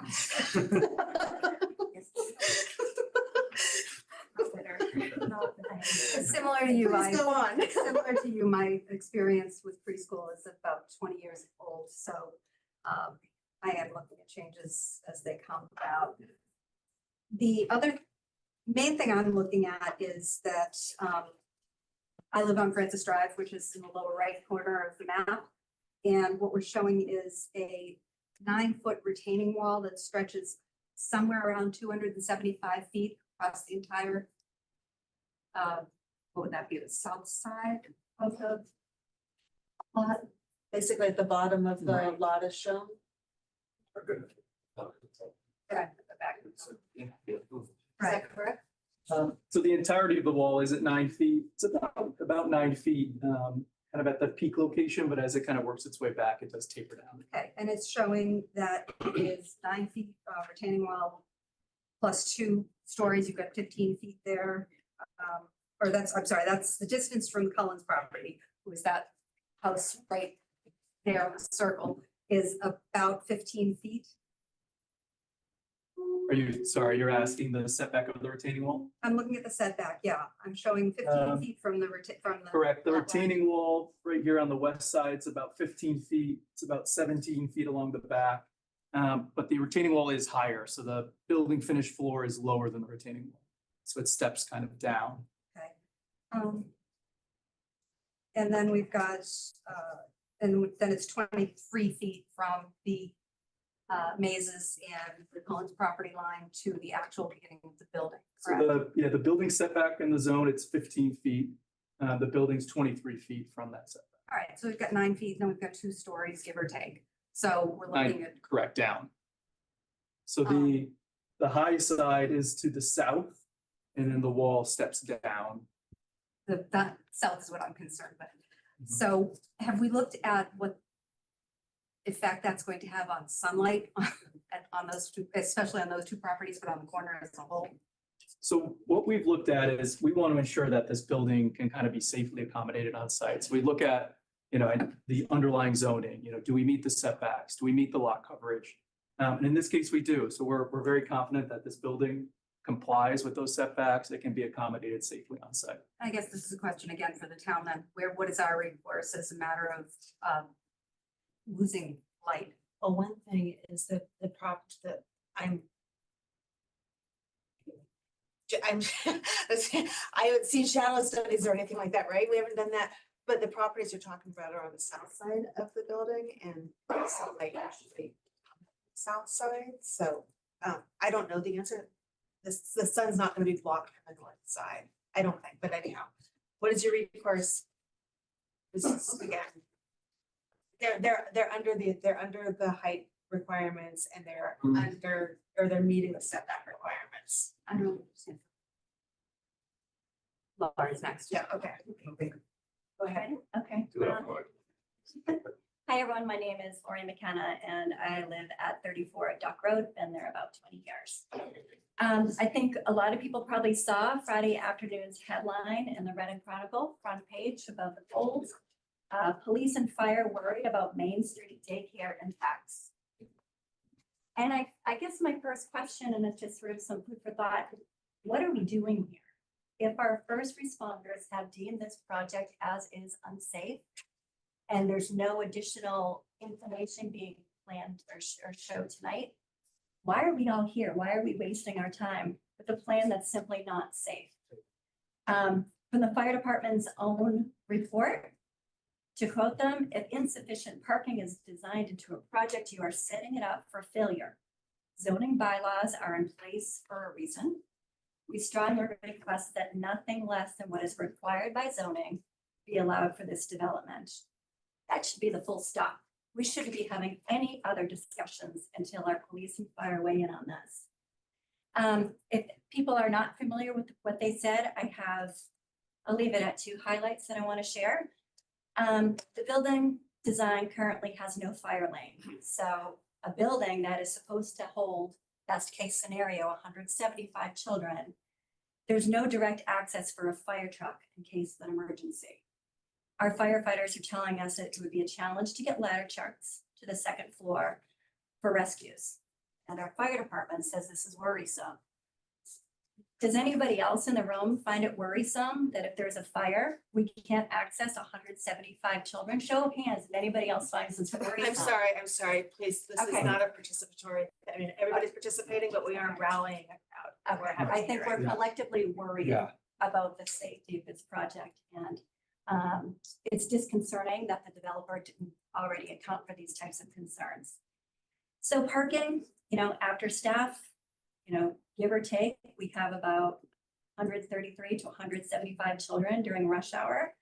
And about, 10, 12 spots to accommodate them.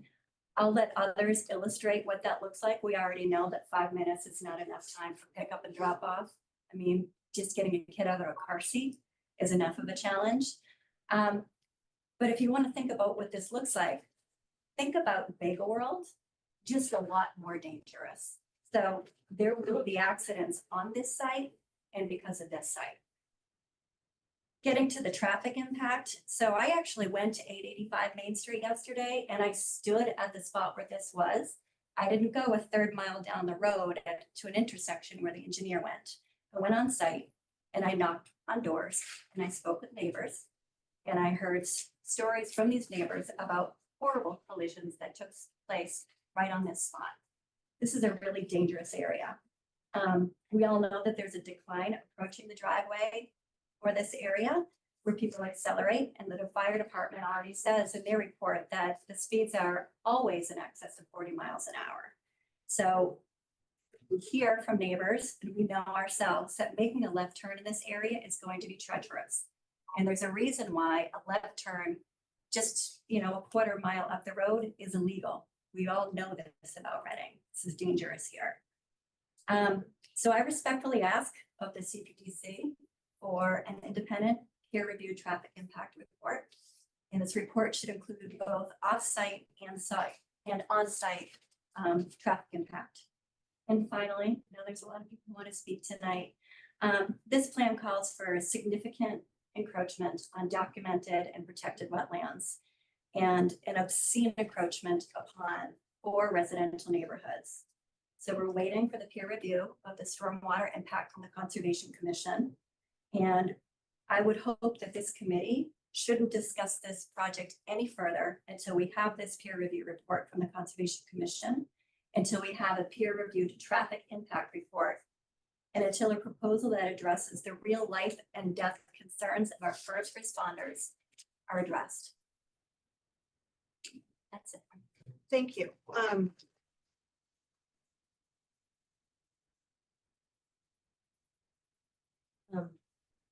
There was a lot there. Thank you for your testimony.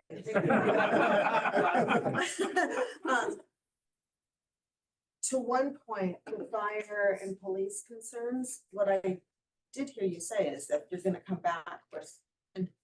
So I just don't know why we're here tonight. This project as is unsafe.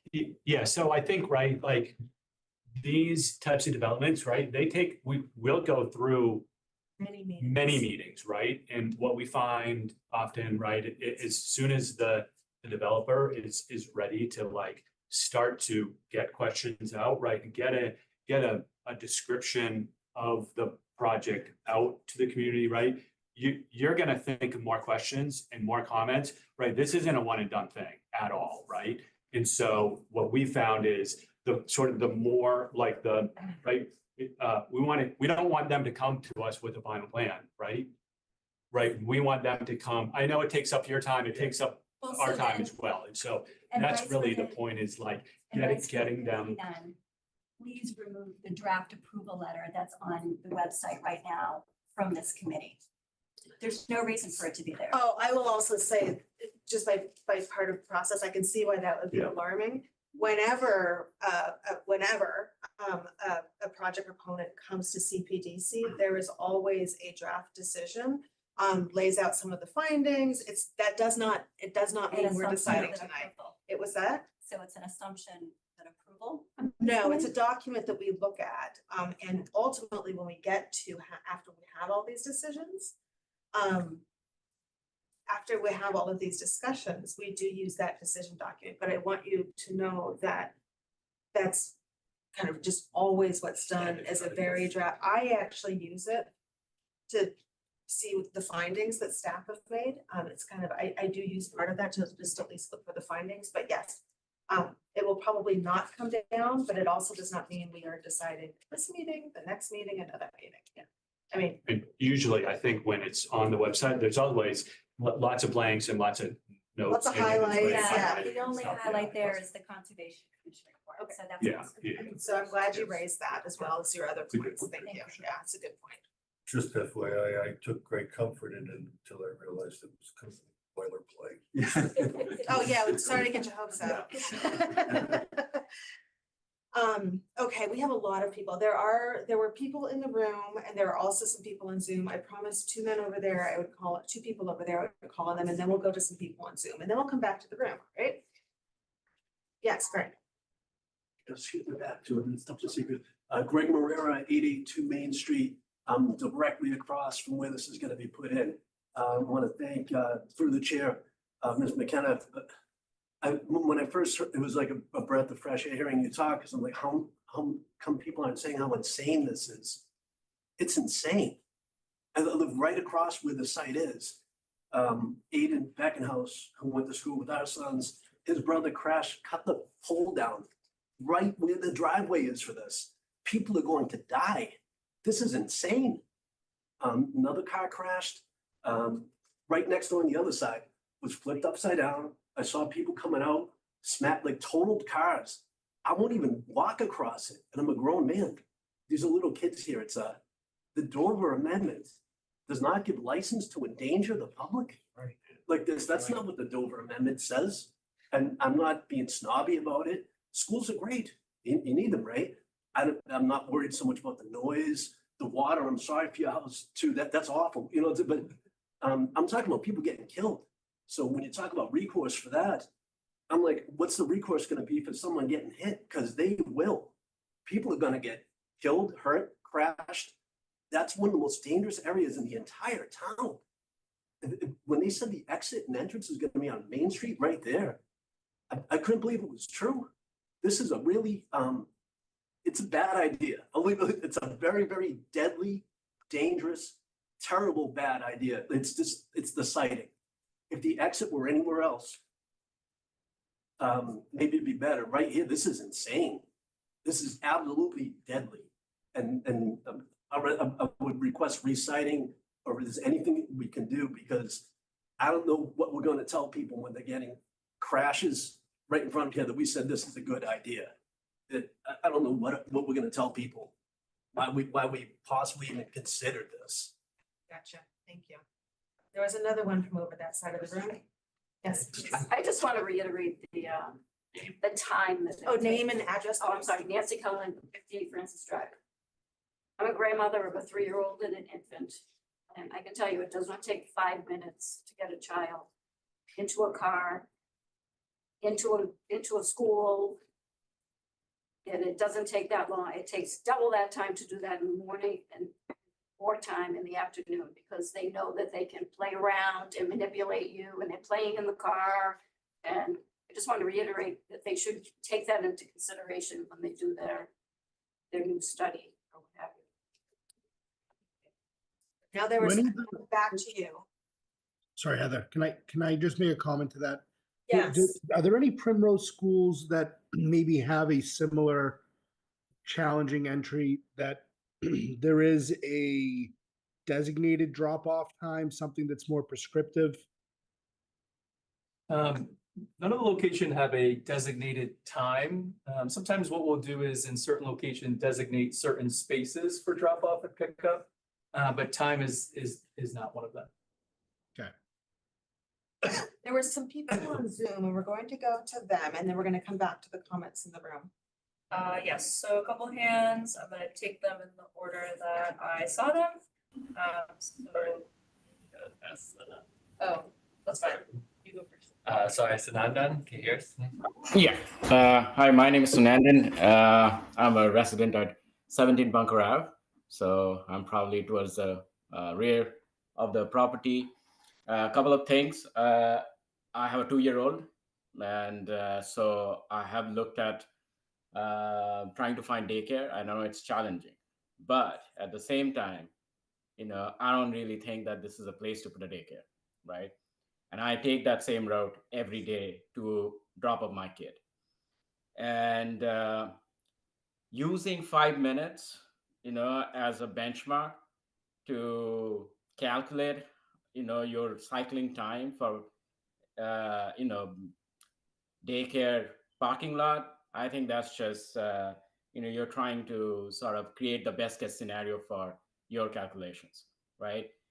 In winter, you cannot put a kid with his heavy coat on him into a car seat. You have to take it out and put it back on when you are trying to put that kid, take him out and then, put that heavy coat on and walk him, right? You cannot just rush, into the daycare when there is ice, on on the pavement, right? So it's just unimaginable that you can just, put a kid in, into the room and walk out within 5 minutes. That's not going to happen.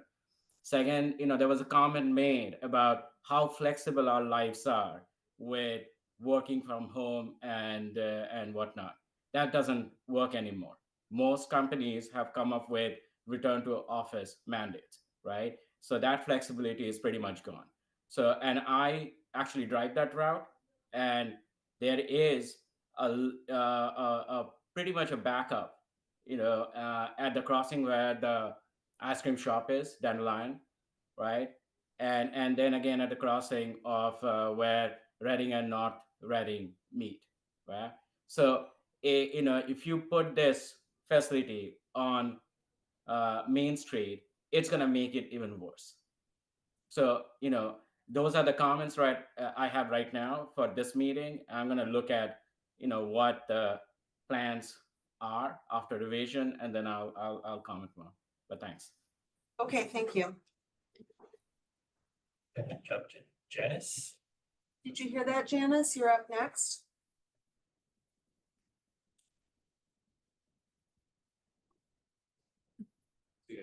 Janice? She said she's muted. She just unmuted. Okay. Oh, hello. Can you hear me now? Yes. Oh, great. Thank you very much. Yes, I'm a resident across the street. I actually have been in this house since I was a child. I looked directly at the property and just had a few reflections and things to share. I think I reiterate a bunch of what was said earlier, especially, forgive me, I forgot the woman's name who spoke. But the traffic studies would be so essential here to know, have we looked at the fact that it's a downhill? We mentioned earlier that 18-wheelers or larger trucks won't be going onto the property. Well, guess what? This is a highway. So they are going whizzing by all the time. So how does this exactly work is what the residents are thinking. How do people slow down sufficiently? How do people know that you're slowing down to take a quick right turn, for example, from downtown into these properties with potentially 18-wheelers who use 28 all the time as a cut through instead of the highway?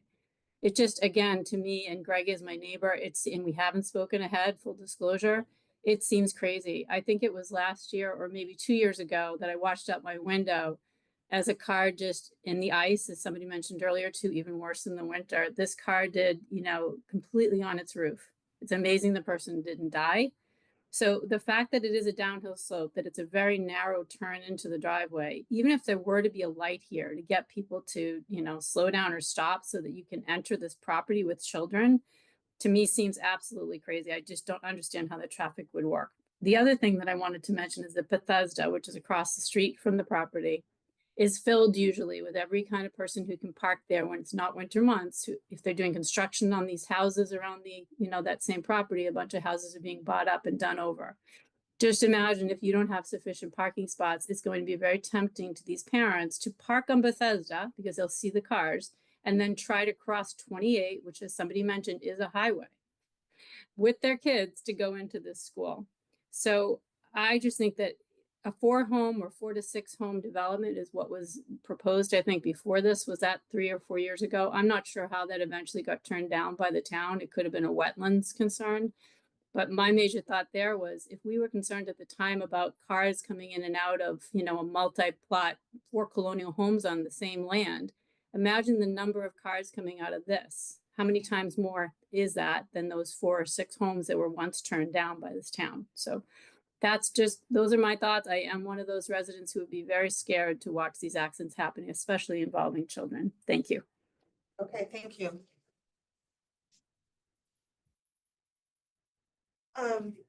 Okay, we have one here and then and then you.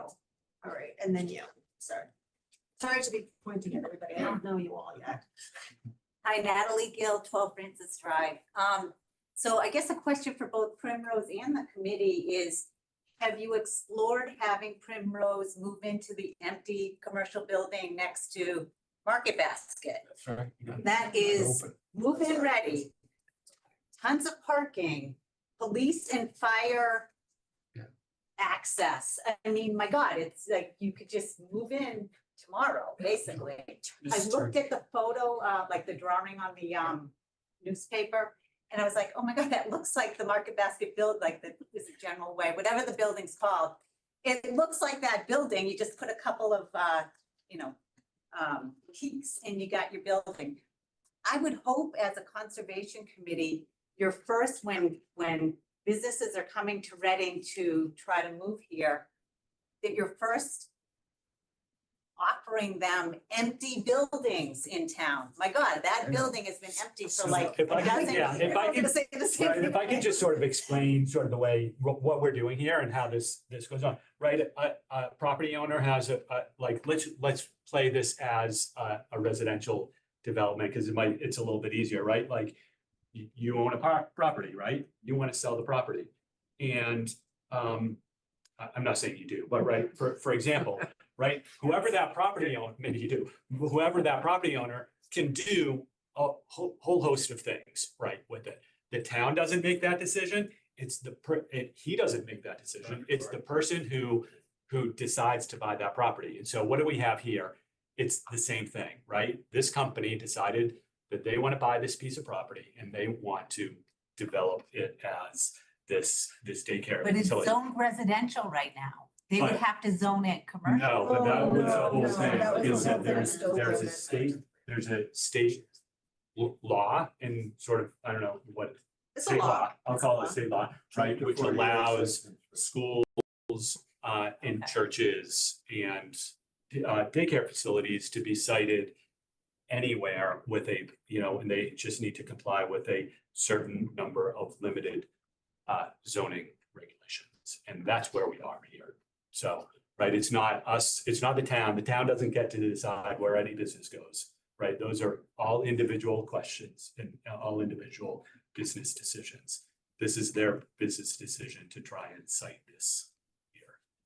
And we don't get to say, really, oh, you should put it over there. Yeah, This is I mean, the we do, I'm sorry, we have an economic, or we did have an economic We do have an economic development. development plan, Yeah, right? and that person does do that, right? Do like, oh, there's an empty space here and there's empty space, and does try and be that matchmaker of like the appropriate business to the appropriate site. But that's only a small number, right?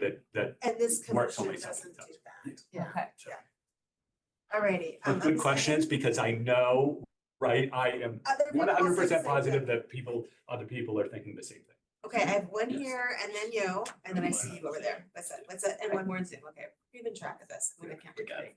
Yes, please. Hi, my name is Scott Dontremont. I live at 891 Main Street. House is obscured by a lot of the bullets to sort of explain. So it's directly next door.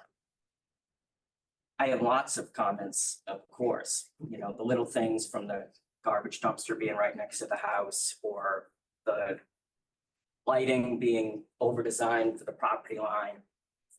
But I'm not here to talk about any of that. I totally appreciate private property rights. I totally appreciate that this is an accepted use. I'm also the guy that pulled the kid out of the car on the roof. My daughter pulled one off the lawn that we're proposing here, where there was a motorcycle accident. Both of them involved ambulance responses. I know a lot of people have a lot of feelings, want to talk about it, so I'm just going to make a request to the board. This is not a situation, in my opinion, where peer review for any of this is adequate. The board has the ability to encumber the applicant to get a completely separate person to study this. Right now, we've got some very professional people that build these schools for Primrose for a living, that open their presentation by telling us, tough, we got to kind of take it because that's the statute. And by the way, it's been this way for 75 years.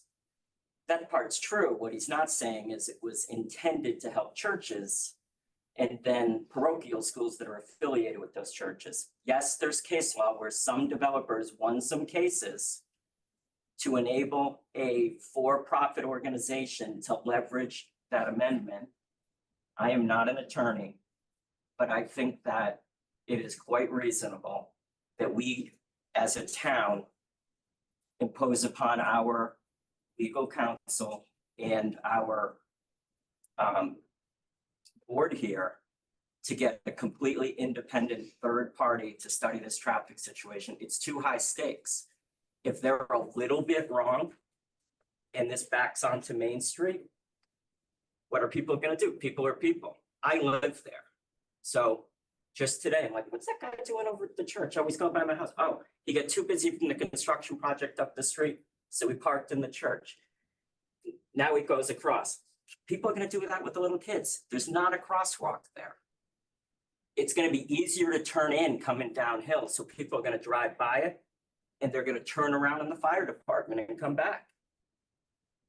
We gotta be real about this. We need a completely independent person to stand there as I did tonight with my iPhone and time basically when the two lights come together, there's about a minute at these peak rush hours that you can't get in and out at all.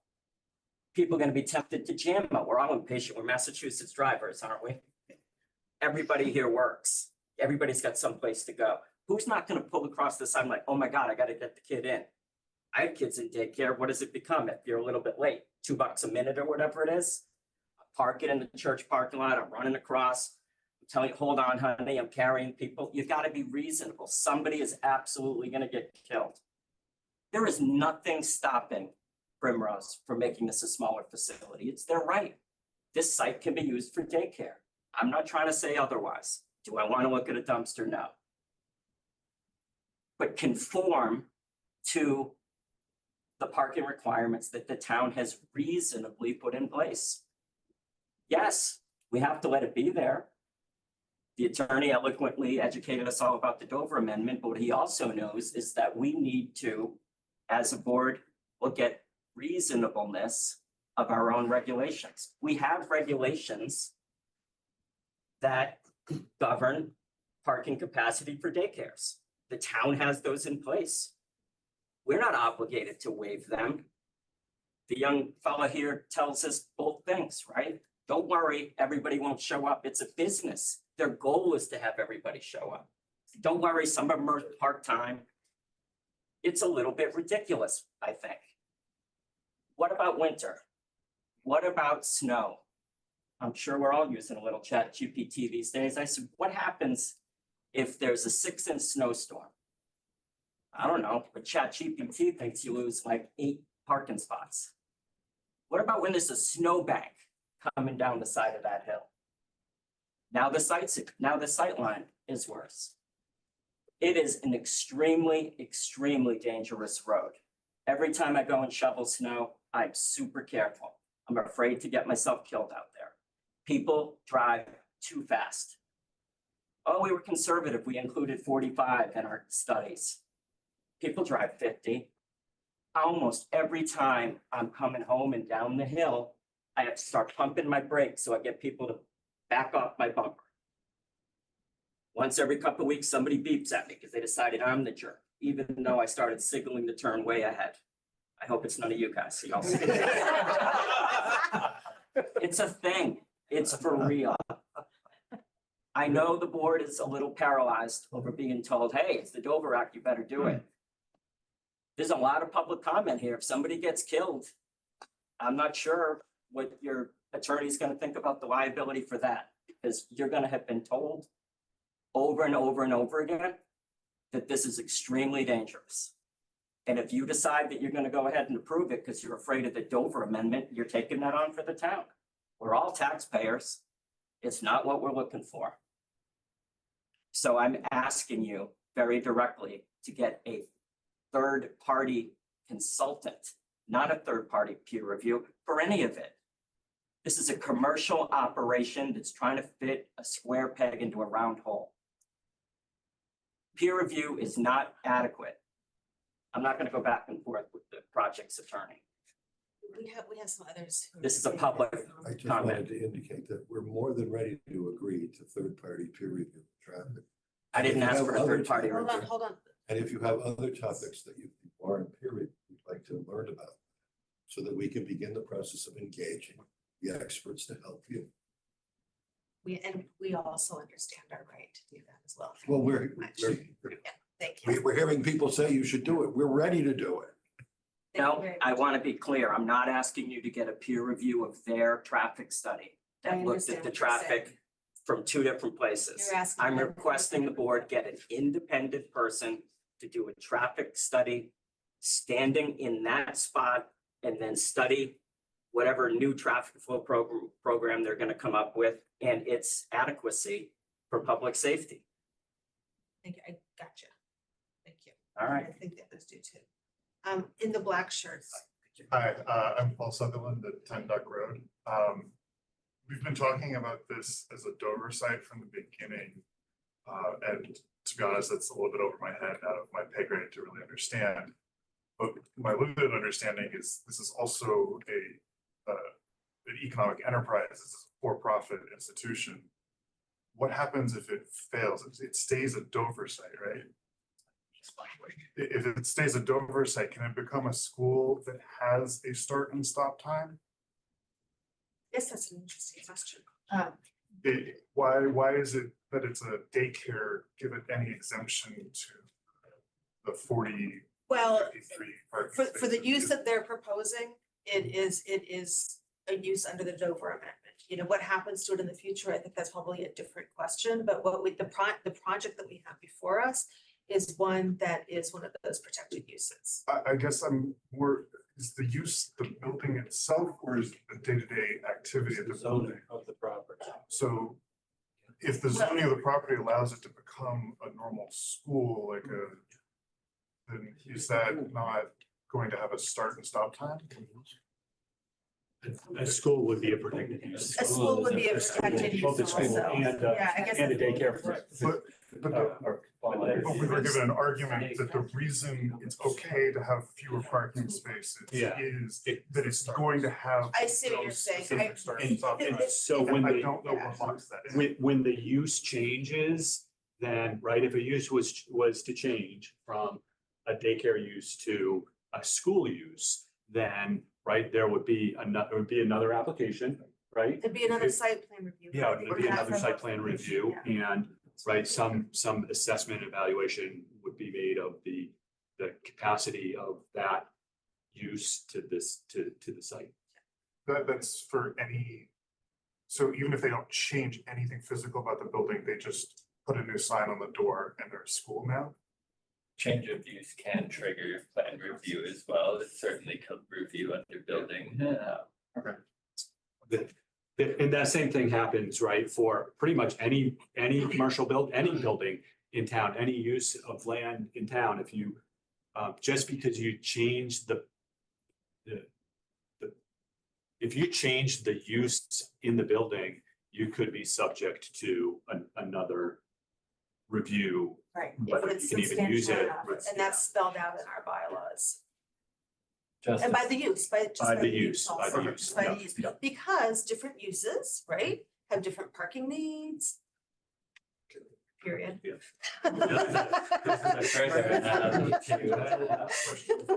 What's that? Can I ask a tangential question as well? If, I have two kids, both in pre-kindergarten. We have, our daycare does graduations, summer parties and whatnot, where it's not just pick up and drop off. Does the capacity handle that as well? That's actually something I thought of earlier too, and I forgot to ask. I can touch on it briefly. We can have a representative go into it in more detail, but any special events, so like graduation, it's done by classroom, so it's kind of strategically planned in the middle of the day and when the parking demand's the lowest, and they do it by classroom. So there's never a time where the entire daycare is doing a graduation or a special event on site. So my kids' daycare does the after school, like summer, everybody comes, it's all the classrooms, everybody's there. Just by classroom. Yeah. And then open house is done by appointment, so there's not like a day when the daycare is operating where everyone can kind of come at once, it's by appointment. I did start to lose track. I see some hands here. And there was one on Zoom. Let's go to the one on Zoom and then we'll come back to the room.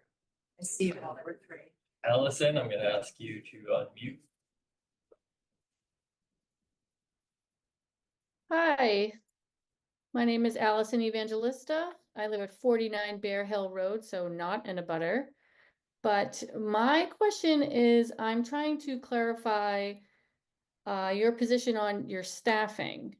So originally it was 25 staff, and my question is, is that number just teachers? The So 25? the 26 employees would be the requirement at full licensing capacity for staff. So, okay, that didn't answer my question though. Are they just teachers, or are you including kitchen staff? Are you including janitorial staff, director? So there's no kitchen staff, there's no janitorial, there's no other staff. There's 26 employees. There's typically a director and assistant director. They also can help in the classroom as well, but the 26 number is based on the licensing capacity. So does this facility not serve food? They do serve food, so they have a warming kitchen. So the staff kind of help with the serving of food on site. So are you saying that the 26 number includes the director or does not include the director? So there's 26 staff members required based on the licensing capacity, so per classroom, and then there's an assistant director and a director. So 28.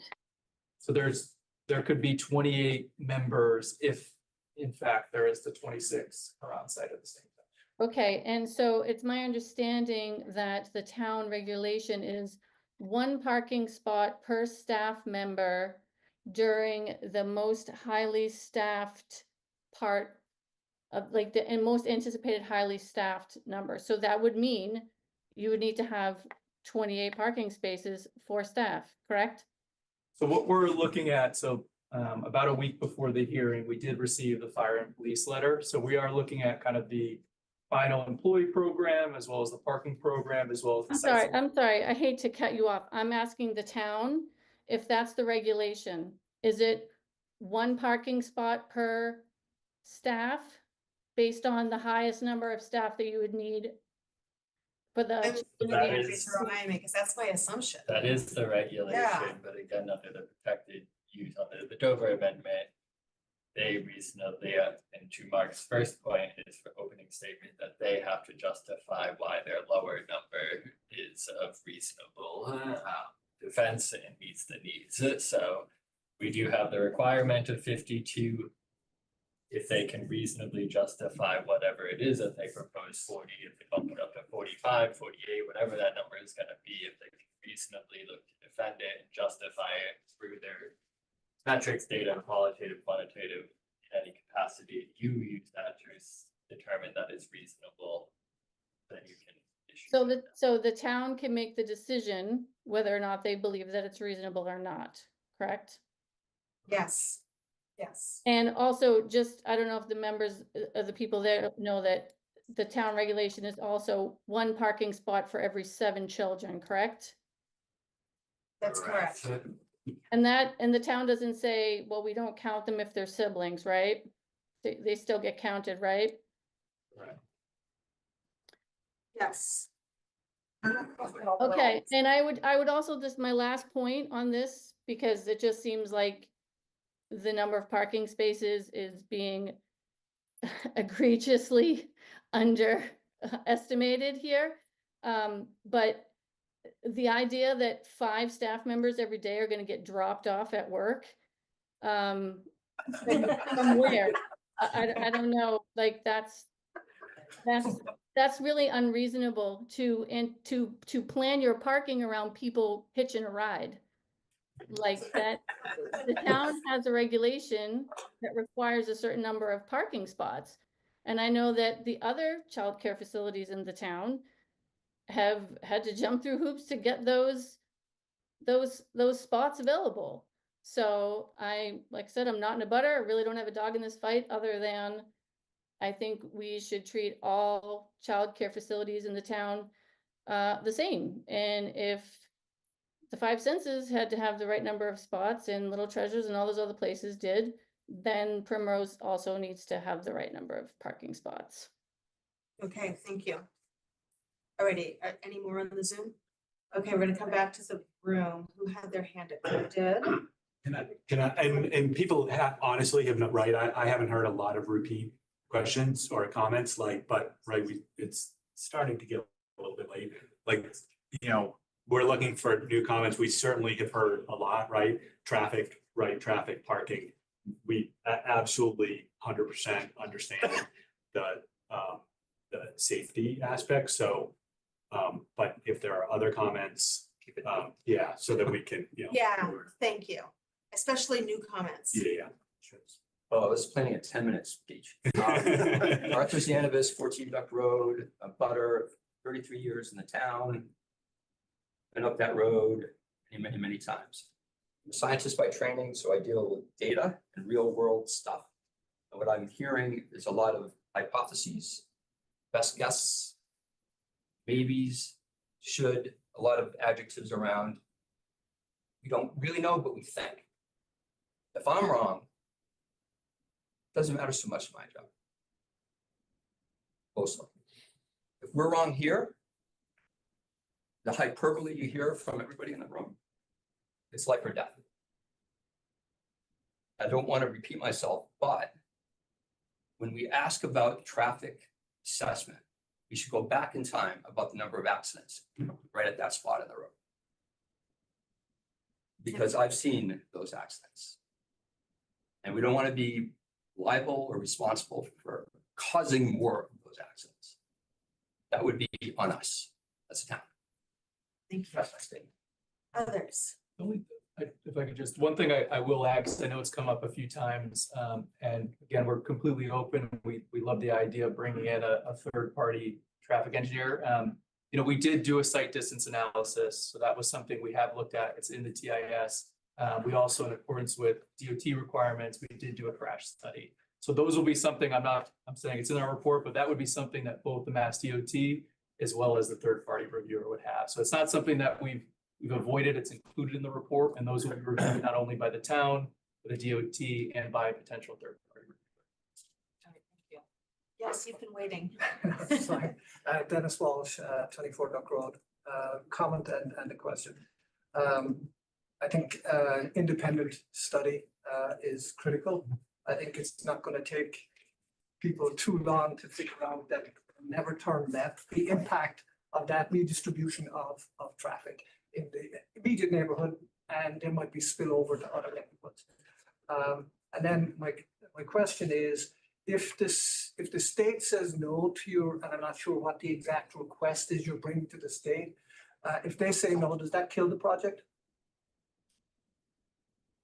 So we're requesting an access permit from the state. So we have to kind of meet their requirements and kind of work with them to grant that access. So I don't think it's the state's intention to kill a project, but they can enforce restrictions just as we've kind of talked about that a board can. They can force conditions or restrictions or require changes to allow the access. So I would say the state tends not to try to kill projects. Their goal is to try to ensure that access is safe, and they may put conditions on your permit. They could deny it. I guess they do have the ability to deny it. I would say the state typically would put conditions on a permit that would make it maybe not as advantageous for a certain type of development. Every Primrose school we have done that's been on a state highway, we've successfully kind of worked with a third-party reviewer in the state to come up with a solution that works. If they did deny it, would it kill the project? I don't know, truthfully, it could be a legal question. I don't know if the state can flat out not give someone access to their property. So I guess my feedback would be, I know they can enforce conditions on your permit. So I don't know if the state can say, they can't just go out there and close your driveway and say, sorry, too bad, you can't, but they can put conditions on your permit. Okay. Just one quick question, or not even a question, just a comment. Alan Krasinski, 23 Duck Road. Is it Josh? Is that his? I built a commercial building in Woburn in a residential area. And I guess this is just a comment because this could have gone a lot better. I went to every single abutter and I met with them in person with my architect. Matt Giori built the building with us and he has his own architect. And I just think the whole communication piece could have been better with all of us. I think we're all abutters, correct? I mean, I didn't know about this until the day before the conservation meeting. You know, it's mind-boggling to me. I guess I'll leave it at that. I have other comments that everyone's already talked about, but really could have done a better job of the communication. Talk to them about what we were doing and what it might do to the value of their property. And the value of our property in this could get hit very, very hard, especially for those direct butters. All right, thank you. Any other comments that are? Just one other point, Peter John on Duck Road. We talked about the traffic and accidents and all on that area. You also have the high school right around the corner and you get a lot of brand new drivers that aren't comfortable, you know, they have trouble in the snow, they have trouble driving anyway, and you're putting this like right in their line of fire. Okay.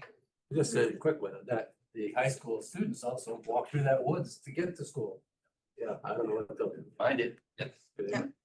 I remember at the beginning that Did you share your name? and Bill stuff? Logston, I did Okay. once before on Francis Drive. In the first presentation, said a successful Dover implementation is one where the benefit to the town exceeds the impact on the town. Strikes me that in daycare, the only way that could happen is if daycare students or kids were limited to residents of this town. If it's wide open to everybody else to come in here, how could it possibly I be don't, a higher impact? I'm going to You know what I just mean? interject here because I don't think that's something we can do. I mean, I'm just. Oh, no, I understand. No, I'm just gonna say even like if hypothetically, if we're a church, you know, we don't require churches only allow people from our town. So, okay. Oh, Lisa Mays, 59 Francis Drive. So I just wanted to make a comment about the data that we're all throwing around. So I just heard a lot of things that made me concerned that we're using just Primrose data. I don't understand what the studies mean. I heard crash study, I heard traffic study, and I think it's really important to understand the assumptions and that we're all in agreement on what they're really studying. So I heard a lot about terrible accidents, and I heard about rush hours, and I want to make sure that things like understanding that's a major cut through area as well. I'm guilty of it. I lived north for a long time and I came down Concord Road.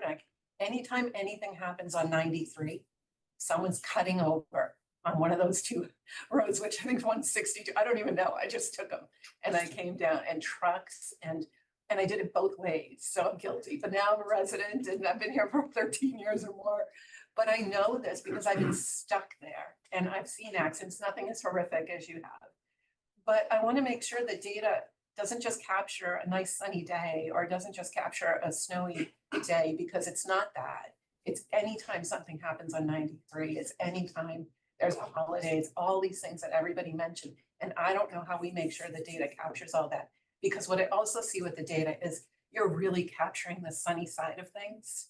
Oh, well, we won't be at full capacity. And oh, people are going to be sick. And oh, I mean, you can't plan for the sunniest day, you plan for the worst day. And that's what you cover, because it's us that faces liability. So you need to present to these folks the worst case scenario and that you can handle it, because we're going to pay the price and people are going to pay the price. And it's not easy. It's not just throwing around numbers from Primrose. It's not just about sunny day. Okay, sorry. No, that's good. Thank you. That my sigh was not at your. It's late, I know. To get to talk about flooding next too. This is a lot. First of all, let me just pause. Are there any other comments that I haven't seen yet? Actually, just relating to flagging Tom Rosenthal, 5 Bunker Ave. And so when you talked about the water runoff management and that you had putting systems in place, there right now is a 2-story, 4,000 square foot house, a 2,000 square foot with a single lane driveway. And we're replacing that with an acre of parking lot and 7,000 square foot of roof with a little bit of play area. I think just the amount of runoff control, I question. They're talking about we're improving on what was there before, which is water going directly to the ground for the most part before. And you're saying we're getting rid of the permeable surfaces on 70% of it, and we're going to control it and do better. I wonder to what extent that has also been peer reviewed or someone else is taking a look at that because I'm not directly abutting this property. I can imagine for people that do, that's going to be a pretty severe concern. So the Conservation Commission on 4/9 approved a peer reviewer.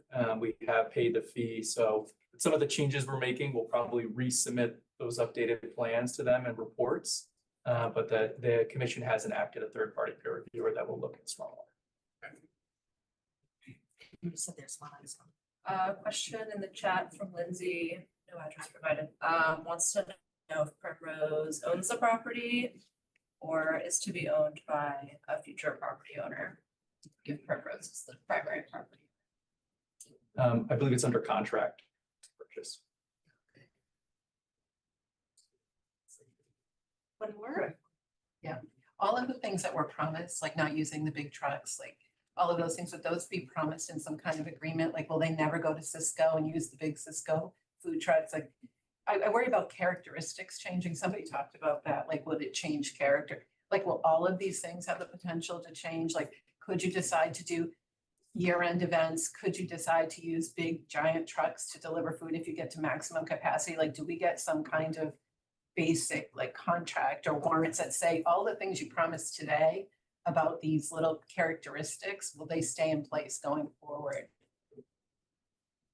I could touch on it the brief version, and obviously there'll be plenty of meetings, but there will be a decision that's made that will have conditions. That decision is recorded and can be enforced. So it runs with the land and with the project. So if something's shown on our site plan, something different is built or parking spaces are taken away, I mean, that is something that can be enforced by the town. But if Primrose sells it to the next daycare, is it also enforceable? So it would run with the project. No, it wouldn't. It runs with the use. So not just with the building. So whatever so it's really important then we get it right up front. Because it will go with the use, right, as long as it stays that use. Yes, it is. Yes, yes. And right, so because it came up, and we all know it, right, is that we traffic at Bagel World used to be a lot worse than it is now. And one of the things that happened was they came, right, I think, right, people know, I think we're right, right, they repaved their parking lot, they changed the configuration. And one of the things that we required was to have, I don't know if people, right, people go there, but right, on busy days, right, they have to have someone out there directing traffic. I don't know if you've seen her out there. She's out there on Saturdays. Give her a high five. She's doing a great job, right? But like those are the Came from conditions. us. Yeah, those are the conditions we put in there. If there is a backup on there, they have to have someone out there. The police do enforce that. So those are the sorts of conditions that we put in those sort of things. Are they perfect? No, I'm not suggesting that is the condition here. No, I'm not suggesting that at all. But that's the sort of things that we try and make sure to get into those decisions so that, right, if things change, because they change over time, right? Like there are backstops to like addressing Yeah, we just want to make sure it's not our police and our folks, right? Yeah, I'm 100% not saying that's what will solve any issue here. I'm not, but those are the kinds of those are the conditions kinds of that we things. can put into a contract. Right. A decision, Yeah, a decision, the sketch of what. And I'll further that. In that case, right, they had said that they're going to do a dual ordering driveway. It isn't in yet, and right, so we put in, and I think they're building it, but and hopefully when they do, that will help the traffic situation. But what we sort of made, like, we weren't sure, they weren't sure that that was gonna solve the traffic situation. And so we put conditions in if it doesn't work out as they're projecting, or if they change their operation. And that's some of the same things, right? If what they're saying, right, like doesn't pan out, right, what is the next step? What are the defaults if they change, right? So. Yeah, and then you want to make sure it isn't our resources. Yeah, town police exactly. and Yes, town- yes, yeah, at their cost. So as you can see, we have a long way to go. Oh, and I there's do one have more one comment here, question. yeah. I want to go back to, in your, Deirdre Walsh, 24 Duck Road.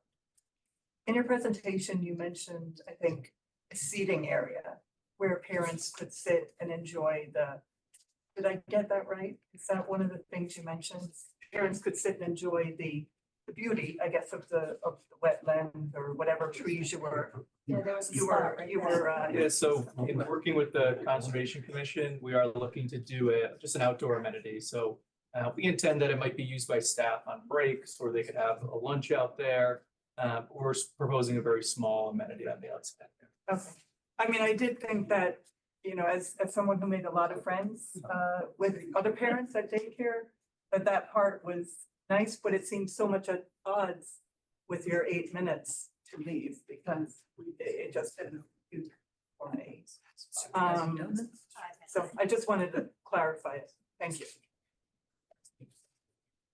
Okay, one more. Yeah, Peter Martinelli at 31 Duck Road. He was talking about the Pembroke schools and how nice they are and all this stuff.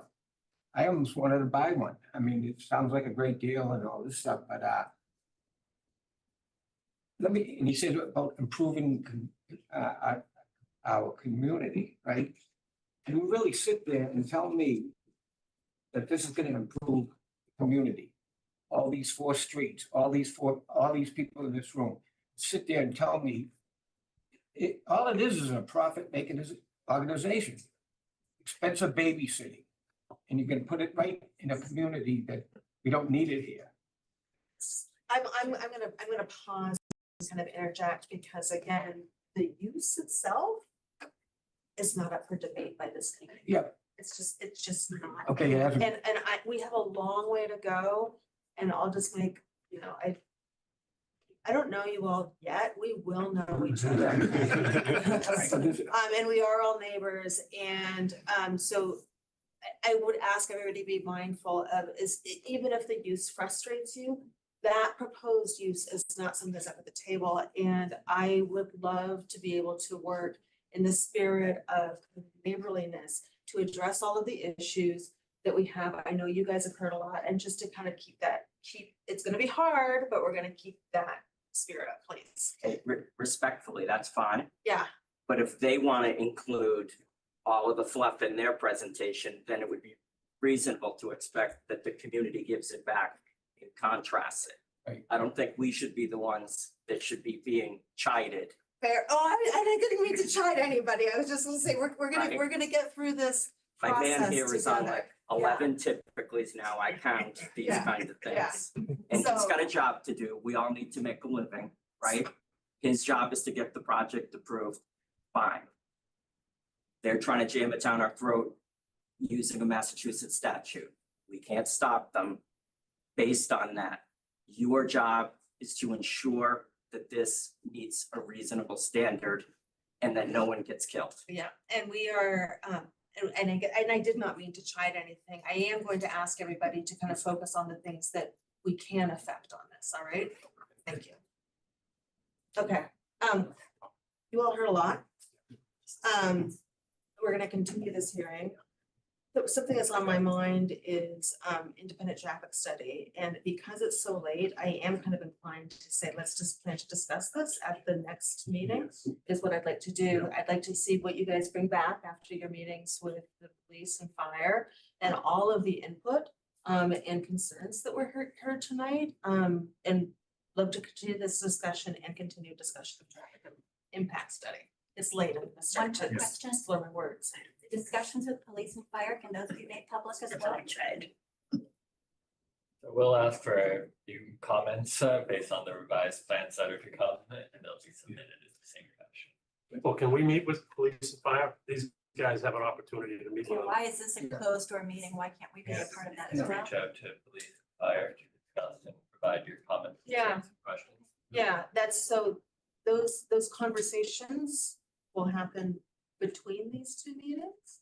Yeah, and you can, they're police. Will the owner of the property be attending? It's just so.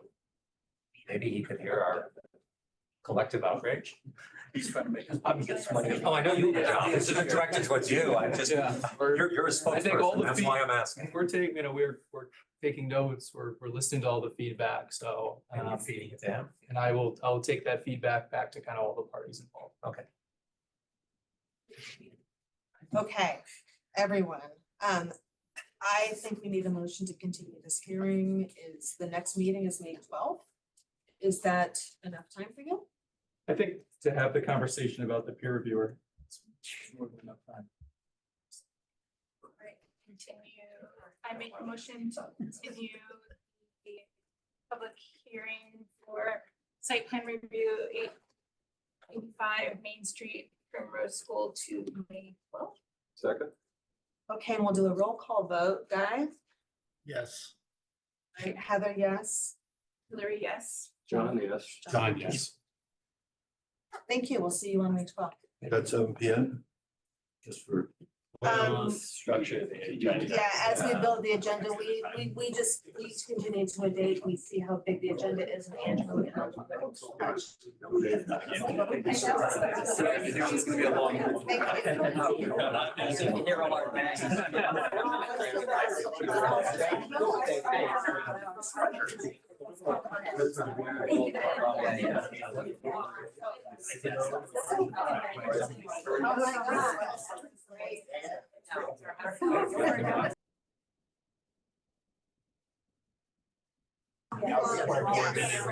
Oh, yeah, do I just call that?